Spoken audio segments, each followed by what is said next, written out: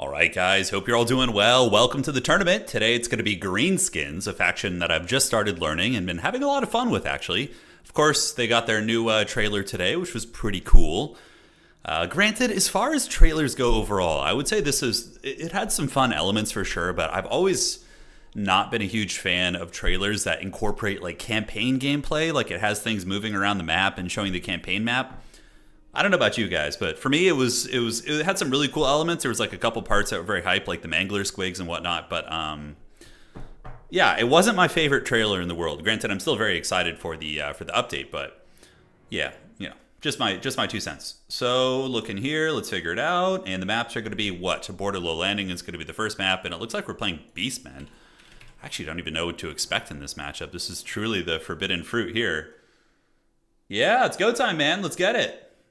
Let's get it. They definitely like some of the other budgets definitely told a better story in my opinion. Even the Thrones of Decay trailer was really good. Like you had Elspeth flying around, you had like Tamarkon bust through the gates with his Nurgle horde, then you had like the epic Thunderbarge come in with like the dwarven music playing. It was like, it just felt a little bit more epic, right, than this one. Understandably, like the thematics of the ogres and greenskins is a little bit more comedic in some ways. But, yeah, it's tough. So I think my opponent's playing Beastman. Okay, I don't know what to do in this matchup. We're going to have to figure this out the good old-fashioned way. Yeah. Though my favorite part about the trailer was Franz having a shield. I was like, oh, yeah, dude, it's time. Shield Franz meta is upon us. All right, so Beastmen. What are we doing against the Beastmen? The Beastie Boys. Obviously, baseline Orc Boys are going to be decent because they're shielded and can take a beating for Gork and or Mork. Probably going to need to get a screen blocker up, so let me just go ahead and find one real quick, and let's get a screen blocker going. Images, blocker, all right, and I will have one in just a second. Thank you guys for joining. It's going to be a fun day. We got some hype stuff coming up, including a CA official event. I'm going to be casting with Dob Play sometime in the next few weeks, so pretty darn hyped for that. Oh, cool. I could just use the thumbnail for the stream. It was pretty good. All right. There we go. All right. So the boys are back. They're going to be providing screen blocking services for us. We should probably do the full blockage there. Yeah, just so we don't have to worry. Cool. So there we have it. Any predictions for new units that will shine in multiplayer? No idea yet. No idea. We'll know soon enough, though. We will know soon enough. Okay, so better get ready for this game. My opponent, what are they playing? They're playing the Beasts. The Beastie Boys. 2, 3. Oh, did they cost increase those units? I guess that's normal. I guess that is normal. Okay, so we get you guys mixed in. I've seen a bunch of different playstyles in this matchup, trying to deal with the old cow people. Obviously, we're going to be dealing with a lot of Ungor Raiders, a lot of Ungabunga Raiders, which are a little bit scary for sure. Lord choices, Grom the Paunch is actually not terrible here. Granted, Minotaurs are a problem. You got to worry about those. Azag can be all right on foot. I like him sometimes for the little leadership combination you can get. Are Black Orcs good at multiplayer? I would say maybe in like 1 or 2 matchups, Black Orcs are feasible. Aside from that, they're usually not the best choice, unfortunately, which is definitely a disappointment, but it is what it is. Yeah, I think we're going to go with you. So we're going to do this, and looking good. We can cut that, and now I need to get a wizard. A little bit of Harry Potter action. So lore choices. Yeah, the Hag is always good. The River Troll Hag is going to be decent in this matchup. She's a good, solid anti-large fighter. Granted, just the little Goblin Shamans aren't a terrible choice, I don't think. They have decent Lords of Magic, although they do need to be on foot, which is kind of a sucky thing. All right, so let's grab this, and let's grab this. And do we want to get this as well? It's kind of a cheapish spell. Okay, so let's pop that, and we can get this. Great, so it's all coming together. Wyvern is an interesting choice here. Perhaps not terrible. I'm not going to be using the Wyvern at the moment, but I can see the Wyvern being a feasible-ish choice. Okay, so let's get you. Yeah, they're ready to go. Then we can get 2 of these guys. And let's throw you in. I have some secret sauce that I'm going to be mixing in, and hopefully it'll be good. All right. So far, so good. Yeah, the build's all right. And we need some cav, obviously, because against these guys, you want to be able to contest the mobile game.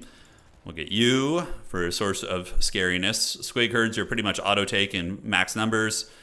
Spider Riders are actually respectable for contesting the mobile game, so I think you want a couple of those as well. And then infantry choices here. I've always been a fan of Savage Orcs as well as just, Orc Biggins in this matchup. I feel like they're pretty decent. So I think that might be an option on the table. Yeah. Let's cut you and you. Probably 3 of those is adequate. Regular boar boys. Do they have any place here? Don't really think so. Probably just the spear variant's going to be a little bit stronger. Where's Zag on the blocker screen? He's around. You know, he's lurking. He's probably not the most popular choice nowadays, but he tries his best. Now, pump wagons here. I wonder how pump wagons are. I feel like they just get wrecked. Like, Centaurs and Minotaurs are going to be the biggest issue you're facing. I mean, everything else can be dealt with in a reasonable manner. Rogue Idol is kind of a cute idea, but I don't want to go meme units until I start to lose. If I lose like 2 games in a row today, we'll start mixing in some meme units. How's that sound? All right, so let's cut this, get you mixed in there, and then do we want any squig herds, like Durkid squig hoppers? I feel like they're always pretty respectable. Don't have enough for any gobos here. Cool. And cut this, and then we'll just throw in one of you. All right, I like the build. I think it's pretty decent. It's a well-rounded greenskin build. It's got a little bit of something for everybody. You feel like Greenskins and Beastmen are very similar. They have a lot of similarities. In my experience, usually Beastmen win it when I've casted it in tournaments. I don't know about this season. Let's see. So Greenskins are sitting at a 36% win rate right now, and their win rate against Beastmen is what? It looks like they haven't won a game against Beastmen yet this season. They're 0-2 or 0-3, so it's not too much data to work with. But I would say it's a Beastmen favored matchup. But I think that you can still beat the Beastmen. You know, you have some good tricks, you have some good traps, you got some sneaky, cunning gets, and it should be a lot of fun. Yes, yes. Why is Demons of Chaos so unpopular in SFTs? It shocks me. I don't know. I think Demons of Chaos are a bit... Maybe... I don't know. I don't know. That's a good question. I really can't answer it. I mean, Demons of Chaos are incredibly strong. They're, I think, one of the strongest factions in the game right now. So I'm not sure why they're unpopular. We're going to try and get that win. I'm just learning Greenskins, though. I haven't played them in months. I mean, I played my first couple games the other night. So I'm going to be pretty rusty on them. But, you know... We're going to have fun with it. Doesn't really matter. We're here to party. All right, guys. So looking at the build, we have a lot of Orc Boys, which is to be expected. We're going to send one to the side objective, and everyone else is going to go press the middle, basically. Could deal with some Beastmen shenanigans on the side. Granted, the Greenskins are pretty good at dealing with that kind of witchcraft. One of my favorite Forbidden Techs lately has been the Black Orc boss because he gives ITP and 8 melee attacks, which is really strong. Got Skarsnik in there because Skarsnik is really good against a lot of the Beastmen Lords. A couple spears as well. So we got spears and spears. Spears for the Spear God, spears for the Spear Throne. So you can bring Orc Boy spears now, which is pretty cool. Actually very relevant in this matchup too. Let's put you here in group 7. We're going to need multiple units to probably go grab that outside objective. And then we just have a little Goblin Shaman on foot. He's just going to be rolling around. A couple archers, but they are going to be Savage Orc Arrow Boys. Savage Orc Arrow Boys are very resilient against dive. Like if they get attacked by Centaurs, they can actually fight them off. Sometimes it depends on the angle and their health and everything. But yeah, we got some skirmishers here. So we're going to run up and grab our side objective and then head to the middle. And let's get you in control group 3. We just have Sneaky Stabbing and Vindictive Glare, which we're going to use to snipe Minotaurs and also to go after, you know, key fights, buff up our mobile units. That goodness. Long hair, don't care. Yeah, it's pretty long right now for sure. All right, guys, let's get this party started. Good luck, have fun to my opponent, the Maverick Sloth. And he's playing, not playing Khorne. He's usually only a Khorne player. I mean, he's very good at multiple factions, but usually you see him in SFTs on his beloved Blood God. So we're going to see what's cracking today. Let's get you guys waddling over there. Beastmen pretty much always press the back objective like nonstop. So we just need to get up here and keep that archer line online. Let's waddle you. And Collins are going to be what? Probably Swamp Things out of the gates. We do have Taurox. Okay. Good thing we actually have Skarsnik. Skarsnik can fight against Taurox, I would say, pretty damn well. And we have a couple Orc Spears. We have an Orc Boss who's going to be resilient here. And that is a Razor Gore Chariot. Okay, so probably we do want to call out the Broken Tusk Mob out of the gates. Because, yeah, we got Minotaurs, we got Chariots. We got a couple things that are a little bit problematic in the mass department.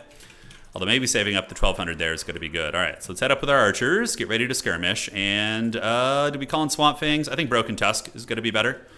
So we're going to call them out. We see Taurox lurking in the trees, and I would imagine a couple Zangors are going to be emerging from the bushes here, so we need to be very, very privy to that while we move up to the objective here. Yeah, that's a pretty good spot right there. That feels good. All right, so we should have more capture weight, I think. Skarsnik's going to be hard to deal with. We're going to keep these guys in the secondary line and just have them, you know, focus fire down, you know, Minotaurs when they can. We should be able to get this objective here, and the Broken Chest Mob is going to be lurking over here. And sneakiness on the back objective. I could send something back there, like a long-term Savage Orc send. Could be kind of funny, but, you know, obviously it would be a little bit vulnerable here. It's going to be a Wildcaster with Viletide and some other Witchcraft here. I do have the Rampage ability, so if my opponent screws up and gets too close, I can Rampage them, which would be pretty awesome. And now we have the Capture Weight. Cool. Looks like they're thinking about making a play for the outside, so we're going to do this, we're going to do this, we're going to do this, and Skarsnik's going to come this way too. And the Black Orc boss is also going to waddle this way. We're going to leave, like, just kind of like rotate our formation a little bit, and then that should be all right. Let's get you, and now we can start poking into the Minotaurs a little bit here, get another Broken Chest Mob boy, have them come up here. And it looks like they're going to make a play for the back objective, which is totally fine. We have Orc boys here, so we're not helpless. And we're going to rotate the crew and get them waddling over. In the meantime, Orc boys engage here. Savage Orcs start shooting here. Savage Orcs start shooting here against those Zangors, and we call it a day. All right, so move up, and we'll move you up. Get these piggies around the outside, calling some squig herds for a little bit of stopping power. You fight there. You come in here. Skarsnik's going to come under. And the Black Orc boss is also going to waddle under there as well. All right, so feeling, I would say, pretty good in this situation. We do need to get our caster over there as well. Looks like a Viletide going down on us. It's going to hurt a little bit, but not the end of the world. And the Orc boys will hopefully be able to get some work done, as we do get several units of Broken Tusk Mob boys over here. So let's kind of keep shooting. Let's charge in here with the Broken Tusk Mob, although I think he's going to pull through here. But let's see if we can get it with the Fermented Fungi. And we do. Great. So that should be a kill for us, I would imagine. We do get the Butchers of Kalkengard also looking like they want to charge in here. So let's get Orc Boy Spears. Let's get Skarsnik going in there. And we're going to give a big anti-large bonus to those two. All right. So the fighting is on. It's going to be a messy fight over here, but we hopefully will be able to do some work. Let's get some Spider Riders to also move over. Our Broken Tusk Mob is kind of getting crumped a little bit, which is unfortunate. I thought they would fight better against these chariots and whatnot, but it's not the case, despite giving them a substantial anti-large bonus. All right, so the fight continues. Our Error Boys are doing work, and we can do a Vindictive Glare on the Minotaurs here, so the fighting is going all right, I guess. We do have the Boar Boys here, and probably going to be calling in another Boar Boy soon. But we do have a value lead on our opponent. I don't know why, but we do. So we're going to get you on the Ungor Raiders, continue poking here. And these Boar Boys probably want to pull back right now, I would say. So in the main line fighting, we are going to get flanked here. So there's going to be some Centaur throwing axes, but that's why those guys are really cool. And we're going to get some of these and have them scream in there and hopefully shut them down. Cool. And now it looks like a little bit of a dive into the secondary line. Skarsnik does stand a little bit unsupported there, which is what the Trixie Hobbits is for sure. So let's get you guys moving back in. Do we have any mobility coming back? We do. So hopefully they can just hunt down that chariot. And in the meantime, let's just kind of keep putting the firepower in here. And hopefully we can win this grind back here. Now, as far as this goes, wow, I'm surprised those Centaurs did so good against us. All right, so time to pop the Wah. We're here. And let's put these sneaky stabbing down on these guys, just whatever we can. And cool, so let's get the Boar Boys kind of rallying back here. The back objective still belongs to us, and we do get the Wog going down now, which is going to be great. And our Spider Riders just now arrived here. These Raiders are looking a little bit beat up. And what do we want to call in here? Probably just some like Savage Orc Biggins. I think would be very good. So we're going to get those guys moving up. Taurox is coming back here to troll us a little bit, but all good in the neighborhood. As the Boar Boys do catch their prize here. You get in there. Let's pull you guys back to try and get Taurox. And where are we going with these? All right, so let's call these Skirmishers. Yeah, try and deal with these. Up on the objective, we do see some Black Orcs being called in. Vindictive Glare time. Where do we want to go with it? Probably going to try and get that Bray Shaman of the Wilds, I would expect. And now we're going to jump on Taurox with the anti-large. And cool. So do we get the Vindictive Glare? We do, but it kind of misses, unfortunately. And now the mob is going to move in. And Skarsnik he's doing all right. So we could rampage that unit, but I don't think it's worth it. Calling in another Broken Tusk Mob would probably be a good choice. Let's move back in. And how are we looking on the main objective? All right. So let's get those Centaurs. We do get Taurox a little bit surrounded here, so that's a good sign for us. And the Skirmishers, we want to be shooting the big scary cab if we can, so we're going to shoot them, and we're actually going to use the Fermented Fungi on these guys. And then we're going to give the anti-large bonus to everyone here, and hopefully we can just wear them down. That's going to be very strong for us. Now, up on the main objective, we have lost a little bit of ground, but the Spears should be able to move in and do some work. Let's have you guys shoot here, and we can call in some fast cav here to go help out. Do we have any speedier cav? I don't think so. All right, so the Black Orc boss is an absolute Giga Chad. He's hanging in there like a champ, and we do have a little bit of mass, so hopefully that can block up those chariots. Taurox is taking a bit of work. It looks like he's going to get reinforced here by quite a bit, so we're going to pull back with these guys. And the Broken Tusk Mob, hopefully they can get in and get those guys. Not going to work out. All right, no problem. Let's get you guys moving. And the Black Orc boss, we'll see if you can go snipe that boss there. And Skarsnik, unfortunately, is just like trapped in a chaff unit, so that's one of the issues you do run into with Skarsnik, right? Is that type of thing can happen. So we are up in value pretty heavily, but it doesn't feel like it. Right, I feel like it's a much, much closer match than you'd think here, and we do get a good engagement over there, so we're pulling back with our Skirmishers.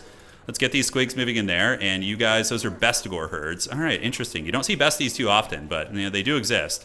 They do exist here. All right, so Skirmishers, let's loop around. We do manage to break that point on the side. Torox is going after my wizard, which is fine. That thing is dirt cheap, so even if it were to die, it's really not the end of the world. Squig Hopper should win their respective fight there, and let's get some Orc Boys cruising up to the middle right now. I probably should do some unsummoning here. Let's park you up on the point, and we can go park in the middle point with all of our skirmishers.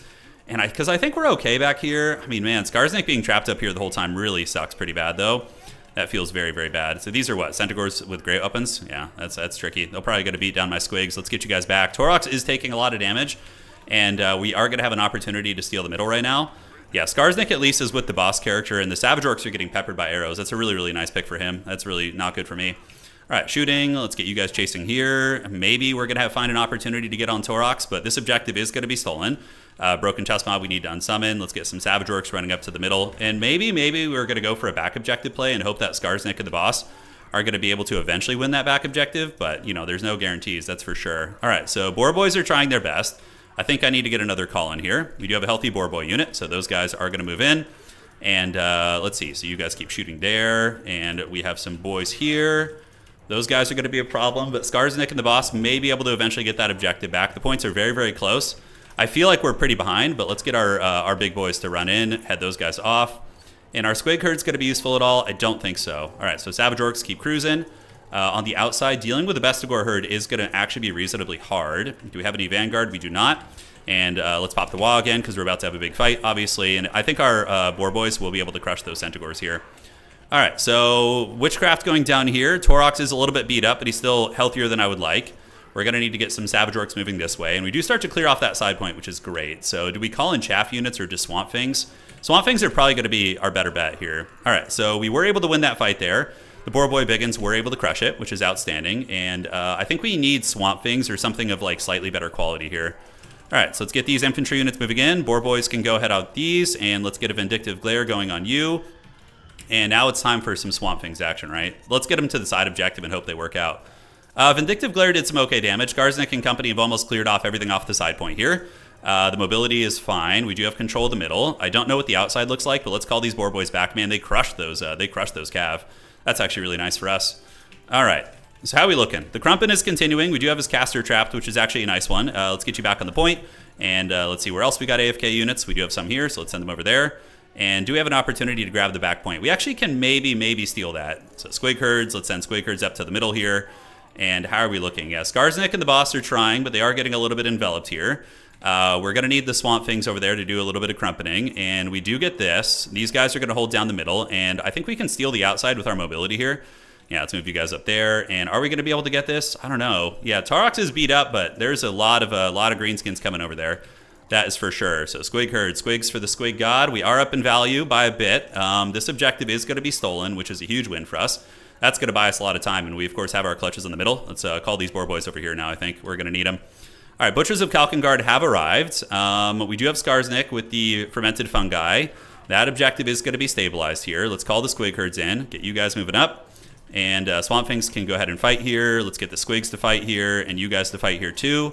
And the Boar Boys are going to need a little bit of smoke here. All right, we got basic Centaurs, so hopefully the Squigs are going to be able to, hang in there and do it.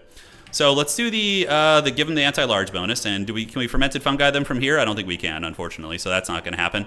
On the outside, we do manage to steal the objective, but, at a cost, so we do pay a bit of a troll toll there. Collins here, let's get some Orc Spears to head up to the middle, and the Boar Boys are able to hunt them down pretty effectively, so that's good. I don't know how this fighting is going. Skarsnik and company are doing their best. Let's get Skarsnik out of here, let the boss just kind of fight. Maybe if we can waddle over here, that's going to be a win.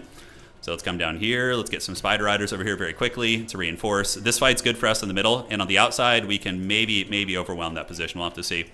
All right, Orc Boys, get on the Archers. Skarsnik is getting run down by the Chariot character. If I were to lose Skarsnik, that could be a lose in the game, but we are winning this fight, which is good. Let's get the Squigs in there. Very, very close match. I think we're in a slight winning position, ever so slight. We're going to need to get troops to the middle like stat. We need to get some capture weight there. Otherwise, my opponent's going to get it. I did have the back objective for a while, though, which bought us some time. And how's Skarsnik doing? Skarsnik's trying. We're going to need to get a little bit of milk in there. All right, let's get on this. And let's get around the outside here. Is this objective ours? It is not at the moment. And the middle is going to be in danger. Do we relinquish the middle is the question. I think we got to fight for it for a second. All right, let's get around the back of the Butchers of Kalkengard. Skarsnik needs to carry us into the sunset here for sure. All right, let's get you guys. And do I have a Squig Herd nearby? I do have some Squigs, I think. heading up to the middle objective. All right, so the boar boys can charge soon. We're going to need a lot of troops to move up to the middle. So let's get the orc boys, and you guys can come back and start ninjaing that objective again. We do manage to get the back objective here, and we actually fold them up. So they did kind of lose this fight. The Broken Tusk Mob or the boar boys can move in there. Let's get Squig Herds here, and you guys going here. We don't have too much time. It's getting a little bit dodgy for sure. So we need to rush the middle right now. Hopefully Skarsnik and company can take down this Bestigor herd. As a matter of fact, we probably don't even need the characters there. So we're just going to move across here, attack here, and get the Spider Riders going there too. Yeah, looks fine. Get you Orc Spears heading that way, and we'll get some Orc Arrow Boys heading up to the middle as well. So I need to capture this objective in the middle soon-ish, because if we get caught in a triple cap situation, it's going to be very, very bad, right? That's going to be bad news bear. So I really don't have too much time to spare. I do not. And I think my opponent's in a slight winning position, just with how it's kind of looking on the battlefield right now. Because I'm going to have to triple cap them. And they still have a lot, you know. They still have a lot. But it's a really good match regardless. Are the Squigs going to defeat those Bestigor herds is the question. It's precarious for sure. So we do end up losing that pit fight versus Torox. Really cool to see a Torox pick, by the way. And it looks like the Butchers of Kalkengard have come back. I'm going to save up for probably 2 light cab and try and ninja the back point, I'm thinking. And you guys can pile in there and fight. Let's get these guys moving up. And we're going to need another Orc Boy here in a second. Unfortunately, the back objective is a bit of a loss. So who do we leave here? Do we leave Skarsnik or do we leave the boss? Probably just some of those rallying units are going to have to do it. I think, unfortunately, I've just barely lost this.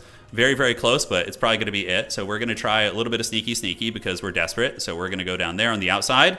Make a play for that. You guys shoot here. And do we get the fight going? Yeah, I can see why this matchup's a little tricky for Greenskins. They got a lot of tools. The Bestigor herds were pretty rad. I thought maybe we had a sneaky chance when we got that back cap, but yeah, something, I feel like maybe like an Azag would have been better here, probably. All right, Boar Boy Biggins over there. Unfortunately, Skarsnik is fleeing the scene. My opponent does have the objective advantage, and now they've caught us in value as well, which is really, really tough.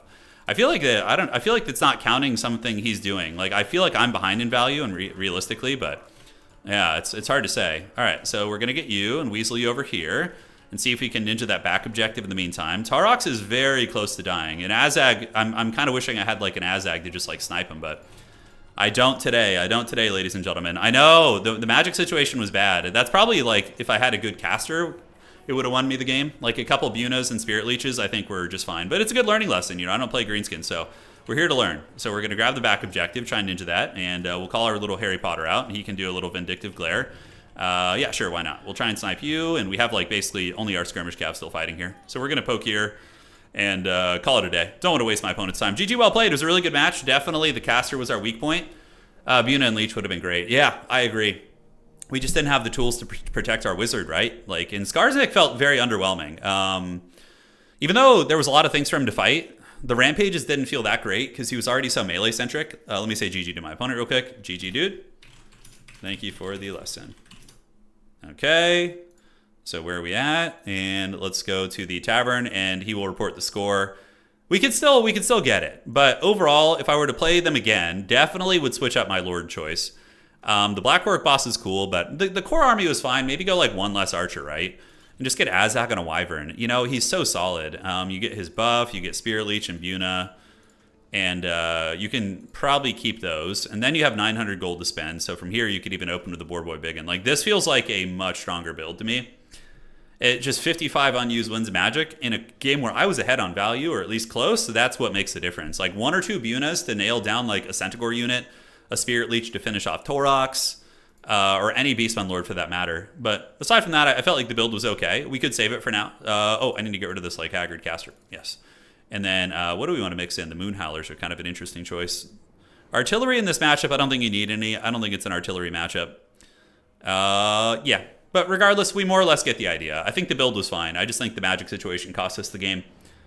Grimgore's okay in like a couple matchups. He's good against like Grand Cathay and factions where you want to be grinding against armored infantry for long periods of time. But aside from that, you know, tricky pickle. As it should be, Greenskins belong in the trash. Well, if you've got your wish, because Greenskins are in the trash right now in terms of the overall perception of the meta. But I think they're actually decent. I think Greenskins are a good faction when people know what they're doing with them. So how far into the tournament are we? About 30 minutes. So we have 15 minutes left in the round. Then we'll be getting into round 2. But a lot of people are still playing. 1, 2, 3, 4, 5. Yeah, it's a shame. That was such a winnable game. Pump wagons are actually quite good too, but against what he was bringing, not so much. There was too many Centaurs. Centaurs are like a hard counter against pumps. The Feral Wyverns are interesting. You could maybe do something with like 2 Feral Wyverns, but I feel like they're just going to get dragged down. Yeah. Tabletop after Error Boys. Error Boys? That's funny. Yeah. Do Greenskins have healing of some kind? They only have healing on the River Troll Hag and the Troll units. So all their trolls have passive regeneration, right? You can see it's going to be a 0.10 heal, I think. Yeah, 0.10. So yeah, the trolls heal. You can honestly go River Troll Hag too. You could try her with, I don't know. Yeah, if you were going to do River Troll Hag, probably you do the Giant Cave Squig Man. He's probably even better than Skarsnik just because he's faster. He's got Tormentor's Sword and also does have Fermented Fungi, so that's really, really good. He's going to be able to get some great value for you.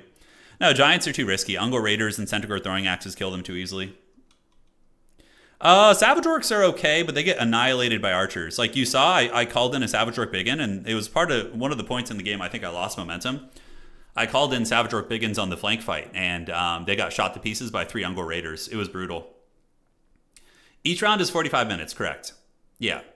Because the games can take, the domination games can go long. And with army building and, finding your opponent and all that good stuff, we like to give people a little bit of a kind of wiggle room here. I killed the Arwar Saurian in the first 4 minutes of the battle and still managed to lose it. Hey, you know what? It's still an accomplishment. You took down the beast. So taking a look at the tournament here, we have it. We, of course, have who's undefeated so far. So Scrambled Egg Special, Martin, Alexander, Maverick, Sloth, who we just lost to, B6, Reginald Puggington, Dark Age Rush, Cholo, and a couple more games still to go. If we take a look, yep, looks like there's 1, 2, 3, 4 games. Oh, Tim the Wilder's playing too. Damn, there's some sweat here today. Greenskins are down here. Oh shit, they're the lowest win rate. Okay, they're 25 and 46. What are their good matchups? Okay, good against Vampire Counts. That's not true at all. A good Vampire Count player is gonna freaking crush you. Empire, I can see Greenskins being good against Empire. They have a lot of tools against Sigmar. Against Dwarves, it's a bit even, I would say. With some of the inclusions Dwarves have, like Doomseekers and other pieces, it's more of an even matchup. Yeah, okay. Well, we got to try and pump these numbers up. They're 35% here. We're going to do our best to bring that up here. Yes, yes. I probably will soon, Meow Meow. Yeah. I killed the Arwar Saurian, yeah. It's a nice try. The Elector Gabos. The Elector Gabos will come. Yeah, Black Orcs in that matchup would be pretty terrible. They'd probably just get karate chopped by the Minotaurs. I like Black Orcs. In the matchups I would bring them would be against Grand Cathay. Sometimes they can surprise Cathay players. We had a really nice game, Kenry. It was a close match versus a very good player. We just blundered our magic, and that cost us pretty bad. But we'll get to the bottom of it. I think, you could even still a Wurzag might not be a bad choice in some matchups. I mean, I know he got nerfed, but he's still a decent magic user with a snare ability. He has Effigy of Degit, right? So we could have used him and just been casting like Brainbuster and different spells on those fights. I think Greenskins are a mid-tier faction. I don't think their win rate on Total Tavern is representative of how good they actually are.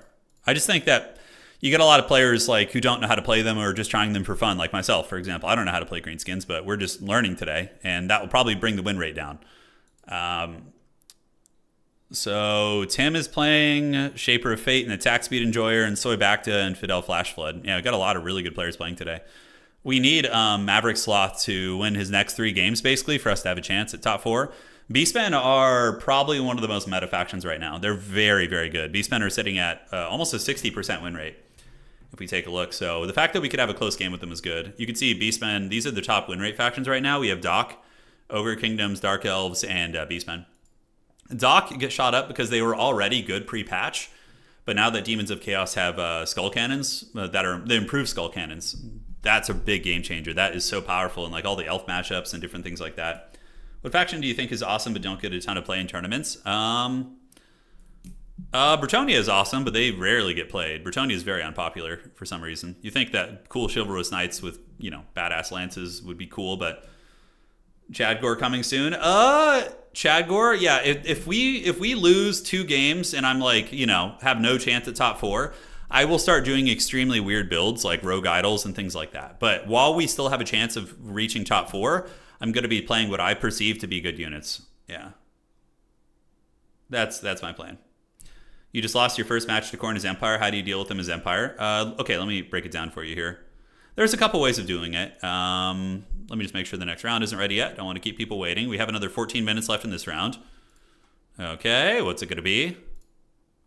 And Tim is still playing. I'm surprised Tim hasn't won his game yet, but he's getting there. So Empire against Khorne is interesting. There's a whole bunch of ways to go about it. Empire is such a diverse faction that you can really just play a bunch of different ways. But okay, so against the Khorne dogs, you're going to be dealing with Valkia 100%, right? So Valkia is a menace. You got to watch out for her. So you're going to bring just the standard State Trooper front line, probably. War Wagons have always been very good against Khorne, for sure. You can go the War Wagon route if you want to.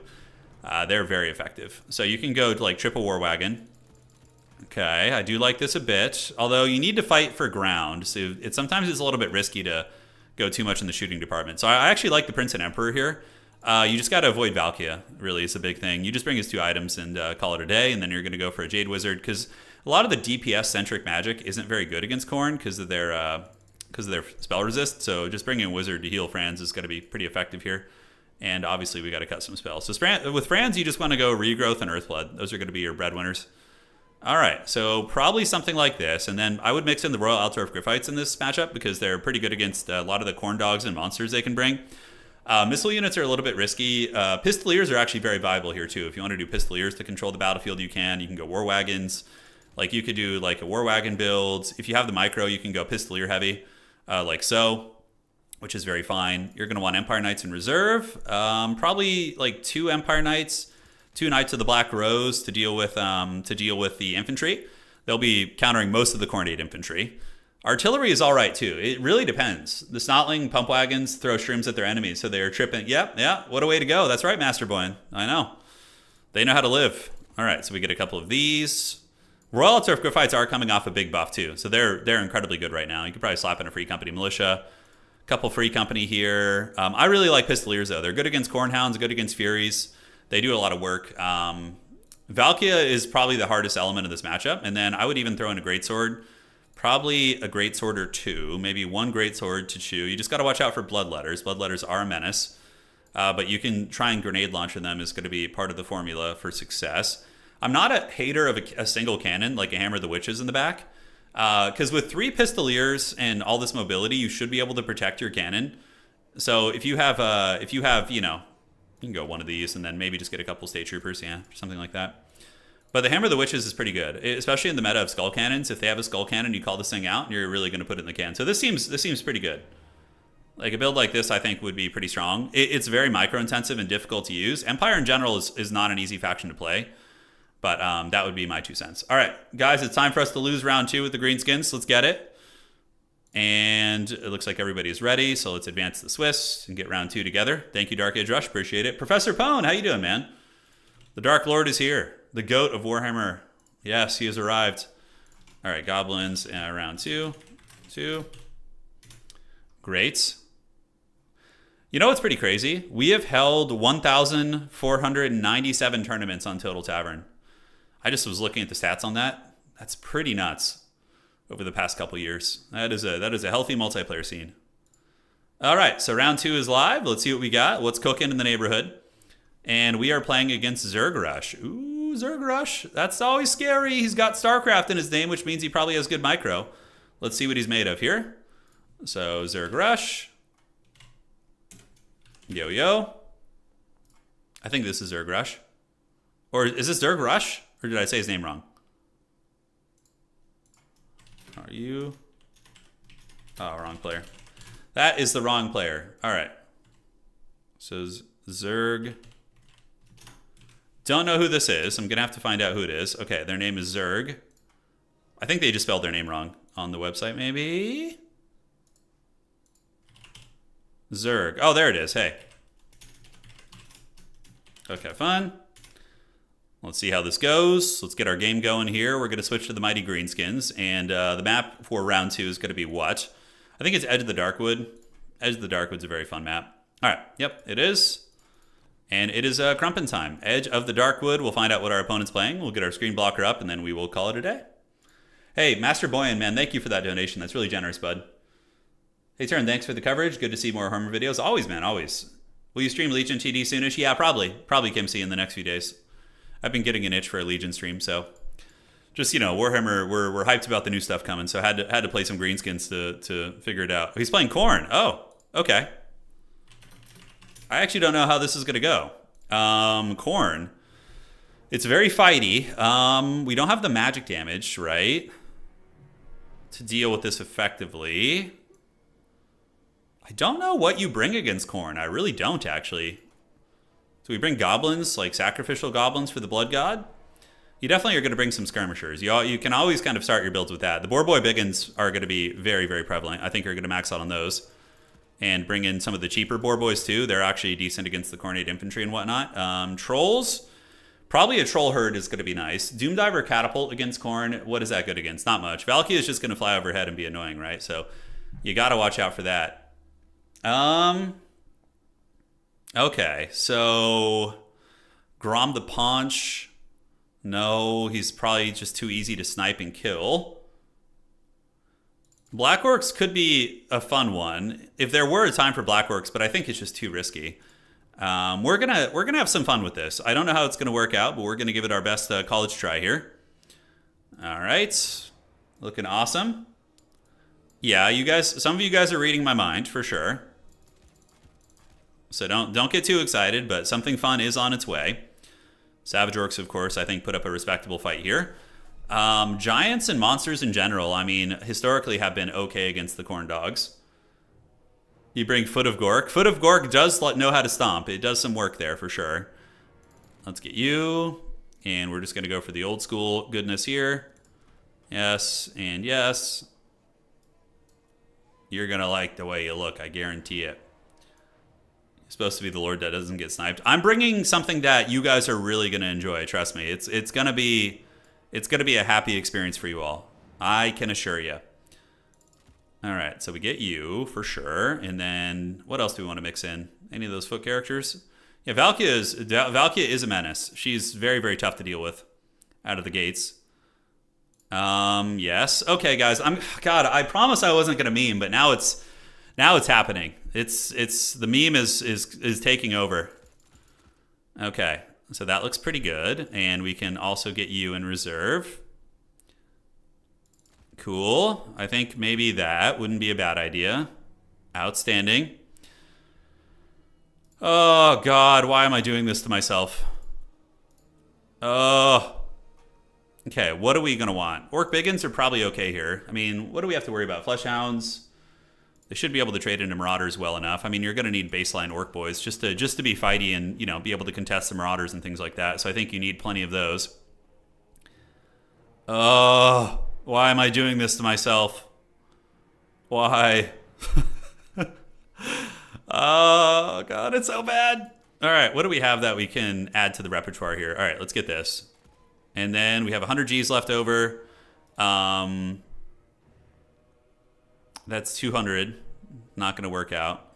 And how much are those guys? Those guys are a little bit too pricey for us here. Giants are all right. I mean, you can throw in a giant. Some of the monsters can be good against Khorne, I suppose.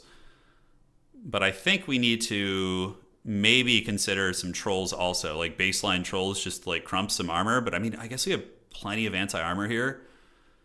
Yeah, anti-large. We have anti-large. We have this. We have that. And see what I can cut here. So we cut this, cut you, and then I think we get the ROR here, yeah.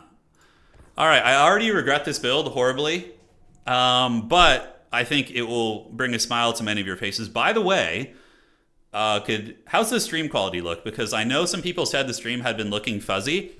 I reached out to Lionheart, so you guys probably know Lionheart. He's the campaign YouTuber for Total War. He's an awesome guy, really, really nice person. And he helped me adjust all my settings. So shout out to Lionheart. It should be pretty good now. It shouldn't be fuzzy. So let me know. You're excited for the pain? Strategic war mounts from Turin. Yeah, strategic war mounts. It looks good. Yeah. We updated I changed a lot of settings. I think we finally hit the sweet spot. There's like one or two matchups in the game in which you can get away with bringing super, super elite infantry, and Khorne is one of them. So, guys, I did bring the Crimson Killas. It's time. Let there be a reckoning. Crimson Killas with Grimgore. Let's go. And a Hag, too. All right, so they're going to move up in the middle. Our skirmishers are going to grab this outside point. Meanwhile, we're going to go pumping over here in the woods. We got trolls here also, so the swamp things are going to be here. Let's put you in 2, 1, 3. All right. You're going to be bleeding, making me the winner? Yeah. I'm excited for Debiggen. No, I brought Crimson Killers with Grimgore. I can't go too hard in like bringing that many meme units, right? Like that's a little bit too heavy. Now they're going to get Skull Cannoned. Oh shit, I forgot about Skull Cannons. I do have a Doom Diver Catapult, which is a good answer against it. So yeah, we're going to see how this goes. Good luck, have fun to my opponent. All right. Let's see if we can pull out a win here. It ain't going to be easy, ladies and gentlemen. All right, let's move there, and let's get you guys moving into the woods. Grimgore and company are going to move up here. A Bloodthirster with freaking Skull Crushers. Oh, God, and Bloodletters coming through the woods as well. All right, then. So it begins, the great battle of our time. Doom Diver Catapult would actually be very, very good here, and the Pump Wagons are going to go through the trees. We're going Spec Ops Pump Wagons. We do manage to get this point, so now let's go grab the middle. Our Skirmish Cav are going to be trying to keep that Giant Demon honest. Meanwhile, I think we just need more stuff in the middle. Like, I feel like we can't afford to be that light on troopers, so we're going to go ahead and send these guys up. And the Pump Wagons are going to go steal the back objective. That's the plan. Grimgore is definitely meme territory. Like, probably against Khorne, your best bet would be Azag and a Wyvern, just to, like, run around and be disruptive. We do manage to get the double cap here. What is this going to be? This is going to be Fleshhounds. All right. I don't think my opponent sees the pumps. Although the fact that the Skull Crushers are running over there makes me think that is a false statement. So maybe we just hang out in the woods for now and just grab this objective. Great. So now we can run over there and poke the Skull Crushers a little bit. I don't think they can win that fight. I don't think they can. So we're going to need to send a little something something over to the side objective here to make sure it doesn't get taken. And call in a Squig Herd as well. All right. So where are we going? Yeah, the Skull Crushers are going for it. We're going to... I don't think I can afford to keep these guys in the trees and wait, so I'm going to have to pull them back. I wanted to wait back there, but the fact that they're sending a Skull Crusher there is tough. We're going to send a Squig Herd over there to make sure. We want to conserve ammunition on these guys, and we have made it with the character squad here. The Pump Wagons are definitely going to be good against the infantry. Crimson Killers, I mean, should be pretty strong here. With no Skull Cannon in the build, I think we're okay. So let's get across. We know there's a Bloodletter heading for my back objective, so that's why we got the Squigs and Boar Boys heading there. And now we're going to be arriving. And the Pump Wagons are going to pump the jams. So now that the Skull Crushers are on that side, we're going to creep. And you know what? We can do a little bit of this too, like a little bit of long-term creeping here. Let's go pump the jams. Pump the jams. Pump it up. All right. So let's get you guys to move together. Is there one over here? Okay, I don't know what the hell happened to that Pump Wagon, but we're going to get in there. We're going to get a charge. The Pump Wagons. Oh, yeah. Let's go, baby. Keep going. Keep on flapping on through there. All right. So this is going to be a big pit fight here. We want to get you to shoot these guys and get this Pump Wagon coming in. So far, the pumps are doing pretty good. Grimgore does have your neck, so we're going to use that on the Bloodthirster and start fighting this bad boy. And in the meantime, we'll also Spirit Leech him. And yeah, hopefully we can survive this. It's going to be messy. So we need to get the Boar Boys, Orc Boys coming up, and get one of the cheap cav units coming in. Pump Wagons are going to pull back. Yes, yes. And we can send these ones to the outside here to do their thing, as a couple Orc Boys are going to be on their way. And oh my god, Grimgore's giving the business to this Greater Demon. Okay. The Trolls, though, are going to be in a precarious position. They for sure are. We need some anti-large cav. I think just Boar Boys. I don't have time to wait around. The Squig Herds have arrived. Let's call them into the middle. And now we have some Orc Boy support coming in. Crimson Killers seem to be doing pretty good. Pump Wagons are having some trouble, unfortunately. They're definitely the weaker link of the build. All right, so is Grimgore able to get that Greater Demon down? Maybe he is. The Hag is still going strong. We have Bunas, so I don't know what we're going to be getting with the Bunas, but the Boar Boys will be arriving soon, and hopefully they'll be able to do their thing. And we do get some reinforcements in there. Crimson Killers are hanging in there. Grimgore is smashing up that Exalted Bloodthirster. As a matter of fact, let's just push the tempo here. Get you guys on this, and we're going to call in another cheap pig unit here. So Squig Herds are on the way. We got the Fight of the Gods. Let's get the Pump Wagons to head back in and help out. So you guys charge here. You guys move up. Shoot these guys. And Grimgore and the Hag are going to continue going after that Bloodthirster. So this is definitely a very quintessential kind of Greenskin kind of game here, just like fighting in the pits. We need to keep you guys back there. And the Boar Boys hopefully will do their job while we steal this back objective. Grimgore needs to win this, though. He really needs to win it. If I lose this fight, you know, we're going to be in some danger here. So let's get our missiles, shoot at this guy. Crimson Killers are still hanging in there like absolute Giga Chads, and I think we're going to fold them up in this position while the Pump Wagons are working their way back in. Cool, let's get the Pump Wagons coming over here. Grimgore, are you going to beat this Greater Demon? We're going to try. We have another Spirit Leech in a second, although Buna, the Hag does get broken. Yeah, we need these missiles to wear down that Greater Demon. If Grimgore loses to it, that could be the determining factor in this game, right? No sneakiness here, so let's call in the Boar Boys. Pump wagons are working on those, and Grimgor is getting the work done. The hag needs to come back. Okay, so we do get the hag back. Grimgor does break, but not before we almost kill the greater demon, which if we could trade Grimgor for something that's like twice as expensive here, that's going to be very nice. So let's pop the Wog. Let's get that going. And on the back objective, it looks like we're hanging in there, so we're going to move into the trees. Calling some Orc Boar boys, so they're going to be on their way over, and we're going to Space Jam Slam in here. Let's see if we could save Grimgor. Yeah, because I'm going to suffer more for the leadership issues for sure. Let's get these Bacon Cav in here and get these skirmishers to shoot at you. We got more fast cav coming up, and on the outside, I think we're okay here. We're going to steal our opponent's back objective, most likely. All right. Come on, Grimgor. Just weather the storm while we focus down the demon with our missiles. We do get a nice pig charge onto the side. Grimgor's hanging in there. He's got 500 HP. The greater demon is sitting at about 1,000. The River Troll Hag and the Crimson Killers are fighting well. We're going to need Squig Herds now, so let's get Squig Herds coming up for the Squig Herd God. Can we bring down this greater demon and save Grimgor? I don't know. It's going to be very hard. We're going to try, though. If we could just trade, it's worth every penny, right? Because Grimgor won't hear any bell whatsoever. He'll be back, and we do have some leadership issues. The initial shock of the Lord Death is very problematic. Look at that. Why are they all running? Oh, my God. No, not like this. They're all full health. I guess that's Greenskins for you, you know. All right, so we do manage to get that. Grimgor's on the run. My hag will regenerate, so she'll come back. And I'm hoping these pump wagons will also be able to rally here. Did we manage to get those skull crushers down? We kind of did. Crimson Killers are still hanging in there. I do have the objective advantage. The pump wagon should be able to return. And now we're going to go ahead and overcast the Spirit Leech on you and just snipe you. Grimgor, definitely, we're going to need to resummon him if we can. We do have the double cap on our opponents here, which is good. We're going to send the Squigs and the mobility up here to contest this. And what do we even shoot here? Probably the skull crushers are going to be our best bet. So the pump wagons do get back in. Hag is still very much alive. Is there any play on the back objective here? It doesn't look like it. So we want to go reinforce this. Those are just Marauders. And the Greater Coordinate Demon, we're going to send the Hag back there to do some work. All right, so the pumps do get in. Let's pull them back. And the Skirmishers, we almost have the Skull Crushers down for the count. We do have the double cap. So let's call in Swamp Finks. Swamp Finks are going to be good. Granted, they are low leadership trolls. So let's just play the objectives we have, right? So we're going to get an overcasted Spirit Leech and probably kill that demon. It is at 400 HP. So if we can kill that, then that makes it very, very worth it for us, right? So here it comes, 1, 2, 3, and here it goes. From downtown, that should get the kill. The spell resist might save it, but overall, that should be a pretty money one for us. All right, Boar Boys, go run over those Chaos Warriors. We got the Squigs heading up here, and that should make a pretty big difference in that fight. The Boar Boy Biggins are still fighting in the middle. Okay, the Demon of Khorne has fallen. Now we're in a position where we can win the game. Because we have the River Troll Hag who's healing. That's really, really nice. She's going to come in and help with these Chaos Warriors. Let's get these Squig Herds mulching right there. Grimgor is our next call-in to get our leadership back for sure. And are we going to win this fight down here? Let's take our mobility. We can put Fire at Will on, so they'll just kind of shoot at random shit now. And yeah, Grimgor needs to be called back. Because I need the leadership to win this fight, I think. Yeah.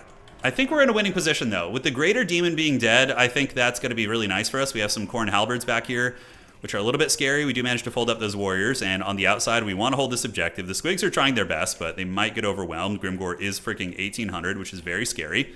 So let's form ranks. We managed to fold this up, and now I think we're going to reclaim this middle objective. The Halberd unit is not going to kill these boys very quickly.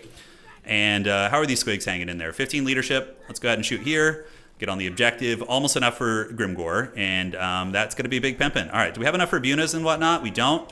So I'm just going to save it for probably we want a Buna over here. It's going to be our best bet. We do manage to get the Hounds and focus them a little bit, but I think we just retreat. Because we have the points advantage. We don't need to relinquish too much more, right? Swamp Things are going to be excellent. My opponent doesn't really have any good answers against Swamp Things anymore. Crimson Kill has heard no bell, so they're going to be back in, which is good. Orc Boys back here just getting ready to fight. And let's just scurry away here, come around the top, and hopefully we can win this one. Yeah, the Swamp Things probably carry us into the sunset here. Grimgor, I'm surprised Grimgor actually lasted as long as he did. We threw him into a really rough fight.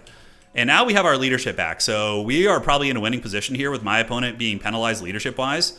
Grimgor, you know, he's got plot armor. He's the main character, right? So he's chilling. The Pump Wagons felt like they were okay. I feel like the Corn Dogs, and they have a lot of like good mass against them, so that was a little bit tricky, but we do start to win this pit fight. And Grimgor, what kind of value is he sitting on from his first life? Grimgor is sitting on how much value? We'll check in a minute. It's not super urgent. All right, so trading is looking good. Khorne is looking really, really raggedy right now. What do we send over there to help against those halberds? Probably just like a Squig unit. A single Squig will probably turn that tide of the fight, especially if we just go behind them and shoot them. Now it's going to be some Corn Dogs moving in. We have some of these guys. Let's get them back over here. Get them back over here to threaten that back objective. And we're going to park behind these halberds and just start shooting them because Khorne halberds will defeat an Orc Boy. It's just going to take some time, right? Yep, doggos are going to get the squigs. Feels bad, but Grimgor is on his way back in. We crump the middle super hard. So it is crumping time, and we managed to pull around the back. So let's shoot them here. And how are we looking? All right, so far so good. Grimgor Ironhide. It's awesome to be able to use meme lords and have them be effective. But yeah, he fought that greater demon all right, didn't he? Yeah, I mean, he kind of fought okay. And this halberd unit should be taken apart by these missiles, 100%. We could call in the pumps, but I don't think we need to. So my opponent's going to be gathering their forces. Let's see if we can run down some of the troops before the reinforcements arrive. Doomdiver Catapult, probably Boarboy Biggins is going to be the best bet against Minotaurs and all those different threats. The halberds, I think, just lose this fight. I think they do. Grimgor's waddling up to the point. We're going to take this here. Hopefully Swamp Things will get the job done. Buna isn't going to be particularly good against like any of these targets, really. We are kind of diving into Cornate territory a little bit. I don't know how that will be, so we're probably just going to Spirit Leech you and call it a day there. And now I think the halberds, those Cornate halberds are fighting very well, by the way. They're just absolute beast mode. Are these biggins? No, these are just regular dudes. Let's unsummon some of you guys, get them back in the pool, get the bacon going, and as soon as they arrive, we're going to pop the WOG. So the WOG is active. So the boys are going to be fighting hard here. We'll mither you. I don't know if that's going to matter too much, but should be fine. So the halberds are, man, are they still fighting here? God, man, those Cornate halberds are no joke. Okay, we might have overextended a little bit, you know, pushed too greedily and too deeply into enemy territory. I am at a position where I'm going to be winning on 2 caps like very, very soon. So let's get this hag back. I think we're okay. Grimgor needs to get over here and help out. Let's get you guys to chase down those Fleshhounds. Halberds are finally going to be taken offline, so that's good. And now we need to call out a little bit more stopping power. So let's get Boarboy Biggins. I'm really actually genuinely curious about how the Crimson Killers did. Swamp Things are in danger, unfortunately, and they are fighting anti-large Minotaurs, so that's very tough. So probably we want to pull you guys back and just gather. You know, the Furies are on the way in numbers. We don't want to get our characters trapped up, although it looks like the Furies are going to be able to trap us here, so it feels bad. All right, shoot you guys with missiles. It looks like we were able to smash some of the Fleshhounds here. Is the Hag going to be able to get away? Let's get Grimgor in there. Try and get the Hag back, and the back point is going to be, ooh, that's actually not good. So we have a little bit of sneakiness on the backside here. We're going to need Squig Herds. Squig Herds for the Squig Herd God. All right, so those guys are going to waddle back there. Grimgor and company need to hold this objective. It is going to be a triple cap situation for sure. Another Boar Boy on its way, but that's a lot of Furies, which are actually a very good counterattack against us here. So we're going to park here, we're going to park here, and hopefully Chadgor is going to be able to fight. We're going to find out, and we'll fight here as well. We managed to Space Jam Slam back here on these guys to maintain the capture weight. Let's get another Squig Herd coming over here, so they're going to need to hustle. And the Boar Boys, I think the middle's lost. I think we just have to Helm's Deep on the back now, probably. Swamp Things, perfect, so they came back. We're going to get the Swamp Things heading this way, and we're just going to let Grimgor and company fight over here, because those Furies are going to be a big problem for us. All right, the Bloodletters, though, ugh, those things are nasty. They are nasty indeed, but Squigs will be a very, very solid counter against them, so I'm hoping that that will do the job. So Chadgor and company are going to fight. The Boar Boys are being harried here, so let's actually attack with the Squig Herds, like lure them into Squigs, which is a very solid counter against them. We're going to park on the objective like so. All right, and you guys charge here, get the Squigs to peel you guys off, and let's get just a Boar Boy Squealer over here. Meanwhile, Grimgor and company, are they going to be able to win the fight in the middle? It's going to be tough. I think I'm just going to Buna down these Chaos Furies, which is really Bronzodia, but, you know, kind of desperate times call for desperate measures, right?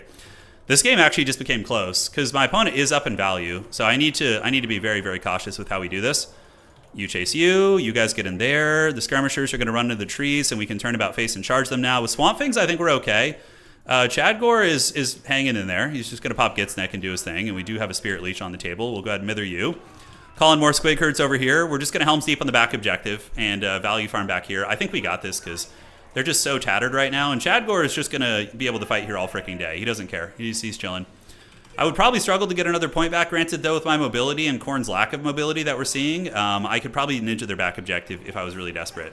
Matter of fact, we could even make a play for that. So we completely crushed their opposition here, which is great. We do get those Fleshhounds offline. I could push up to the middle. Chadgor is trying his best. He's doing okay. He's definitely been a bit of a meme this game. And what are these couple Fleshhounds? Yeah, it looks like some Fleshhounds here. All right, let's pile in and finish them off. For some reason, it's hard to click on that banner. It's like really obfuscated there. All right, man, we just barely weaseled that one out with a meme pick. Oh God, that player was solid, and we treaded very close to the danger zone with the Grimgor Crimson Killis pick. Although arguably Crimson Killis are really good against those infantry. Yeah, I mean 1500 value is not bad, right? Grimgor got 2000, but that's with 2 summons, right? So definitely not great. Hag got about 1400. Pump Wagons, some of them did okay. Swamp Things at 1500 here, and yeah, the rest of the build was pretty functional. All right, guys. Jesus, that was a sweaty one. GG, well played to my opponent. Awesome game. Look forward to seeing them in action. GG, well played. Solid game. Get those wins. All right. Just chatting with my opponent there. Nice person. And we're on the win column. All right, great. So now we still have a chance of making the top. We just got to figure out what we're doing. And they were playing Khorne, right? The Khorne. It's so crazy. When your Lord dies as Greenskins, like how everything just folds up so quickly. God, they're so vulnerable against that. You know?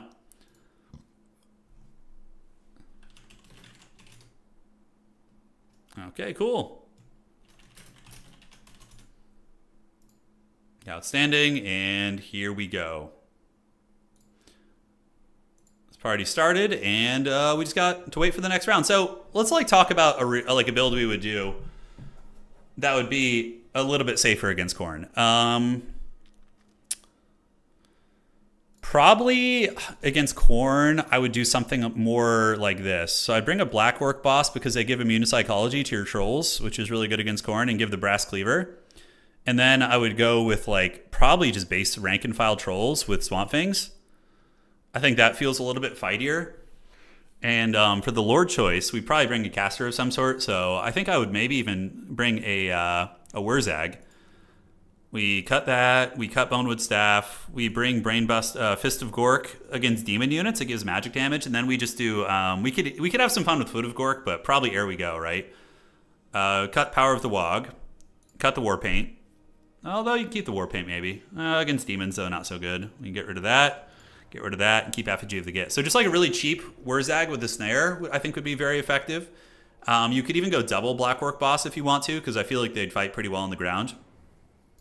And you could mix in a Giant too, but yeah, you're going to need your Skirmish Cav from here, because the Skirmish Cav are so clutch. You see how good they are in the battlefield for like dictating the pace of things? So I think you got to bring those. And then for our last unit, we just get like a Goblin Spear to go hold the side objective. Like this feels like a stronger build, because we have the immune to psychology trolls. We have good magic that doesn't care about demons, really. It's going to be giving us benefits against demons. The trolls should crush Chaos Warriors, too. And then from here, we max out on Squigs. I think we want to max maybe 2 or 3 just Boar Boys. Probably 2, and then the cheaper ones are also good. They're really nice to just get to places to kill like cheap infantry. You could throw in like a Black Orc, but Bloodletters and Greater Demons and things like that will give them some grief. But you could throw in like a cheeky Black Orc. Not necessarily a bad idea. And to deal with, a tricky part is Skull Cannon. Skull Cannons, that's why I put 1 Doom Diver. But how are we going to protect the Doom Diver against like Valkia? You're straight up not going to, right? So I think maybe you just got that and you just have to deal with them. The Pump Wagons were all right. You know, they were all right. This build already looks way more solid.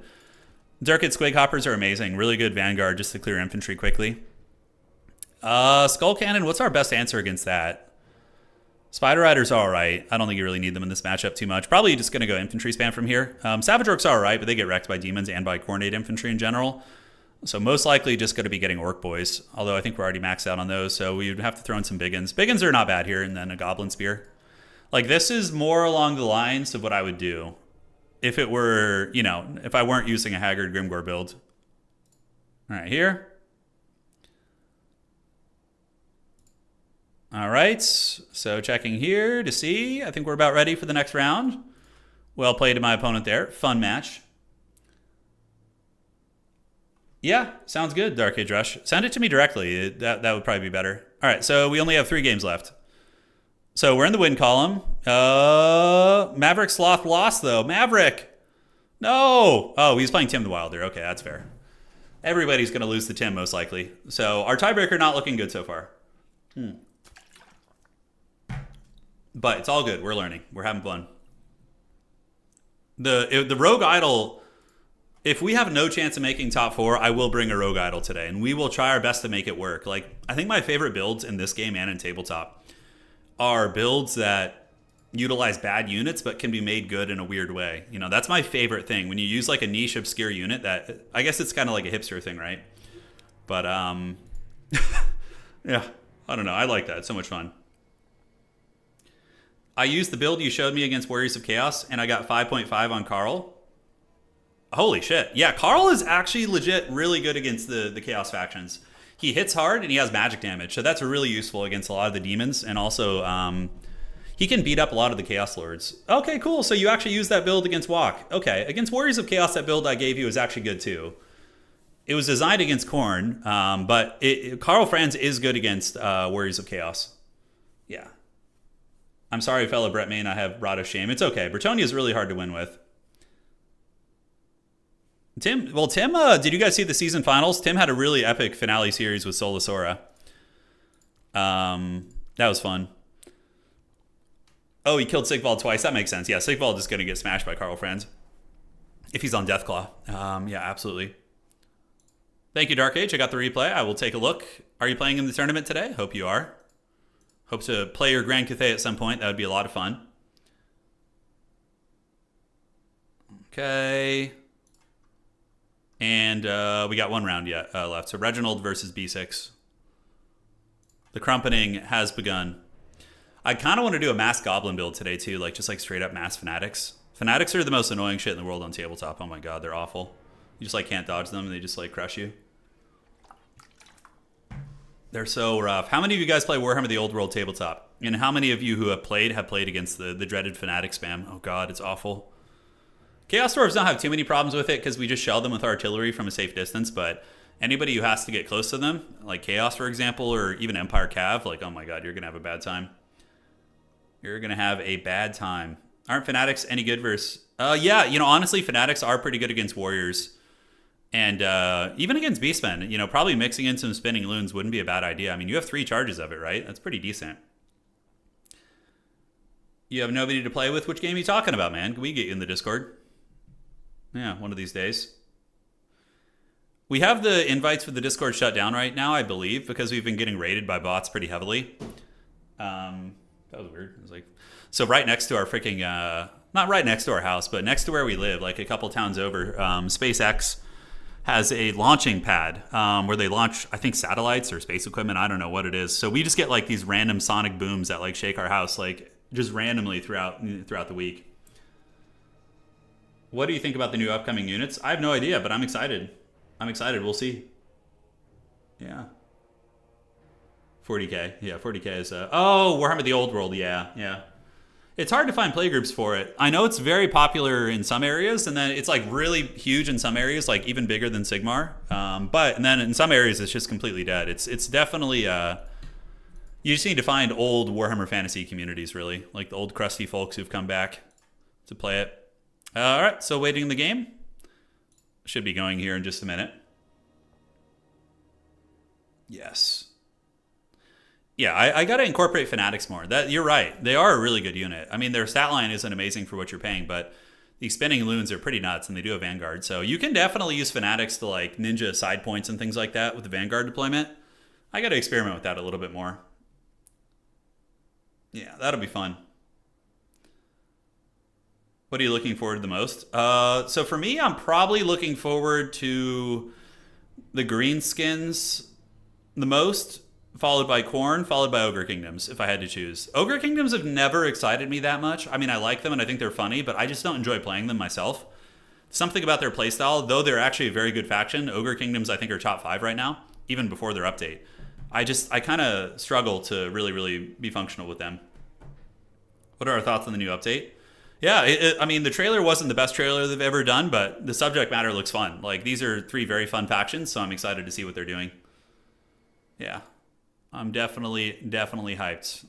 Hey, thank you, Lahoot. Dude, shout out to our boy Lahoot for letting us know when the rounds are done. Arachnaut Gobbo Lord spamming lasers. That is actually not a meme. That can be good. All right, so we're going to be advancing the round. What's our win? We went 1-1 so far. 2 very good games. I'm just learning Greenskins, so don't expect too much. But we'll do our best. So advance the Swiss. Here we are. Okay, Goblins. Round 3 is live. Cool. All right. So our opponent for round 3, who is it going to be? Is it going to be a rematch with Maverick Sloth? Reginald Puggington. Man, we're getting Killer's Row. Puggington must be 1-1 also. That's pretty funny. Okay. Good luck, have fun. Let's see what they got. And the map is going to be, I believe, Arachnarok Lair. Oh, do we bring Arachnarok spiders on the Arachnarok Lair just for the style points? I don't know. Depends on what faction they're playing. If they're like ogres, I would do it. But aside from that, probably not. Supposedly CA cut a lot of marketing staff. That feels well. The marketing. You mean more like animators, right? Because the marketing staff is just publishing the trailers and doing the text and the press releases. The people who would be working on the trailer would be more like the animation department and whatnot. Oh yeah, I know Puggington. Oh my god, we're playing Khorne. Okay, so this is good. We just theory crafted a build. Hopefully he wasn't watching the stream. And yeah, now we can try it. We can try it. Spiders are necessary. Yeah, I've known Pug for a long time. He's an OG. Him and I we go back. Okay, so I guess, what is the range on that? It's pretty rough. Yeah, so let's get this, and let's get this, and then we will cut this, this, this, and this. I'm going to want you on that as well. No problem.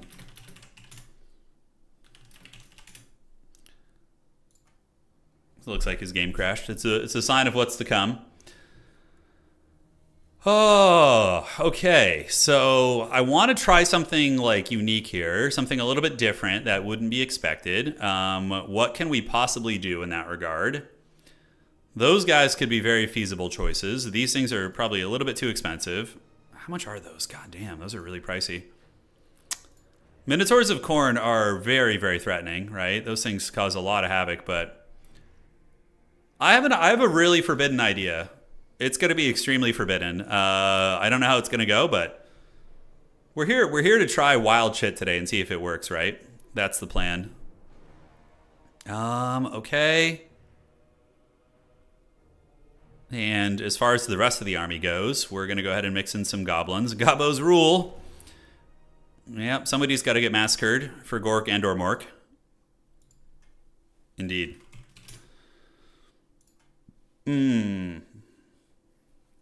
Now, what is Pug going to be using? Probably skull cannons. Yeah, skull cannons are very good. You could even use like a feral wyvern to hunt down such things. Probably going to be a Valkia pick, right? Valkia the Bloody. Yeah, it's most likely going to be her. So Squig Herds maxed. Boar Boy Biggins at the ready, General. We want a couple of cheaper Boar Boys and a Dirk at Squig Hopper. So we talked about that. We're really going to push the envelope today in terms of the builds. It's going to be very, very wild, and we're going to see if it works out. So, yeah, I think we need a better lore choice than this. So we're going to get you, we're going to do this, get that, and you're going to be rocking this and this. And cool beans. All right, that looks fine to me.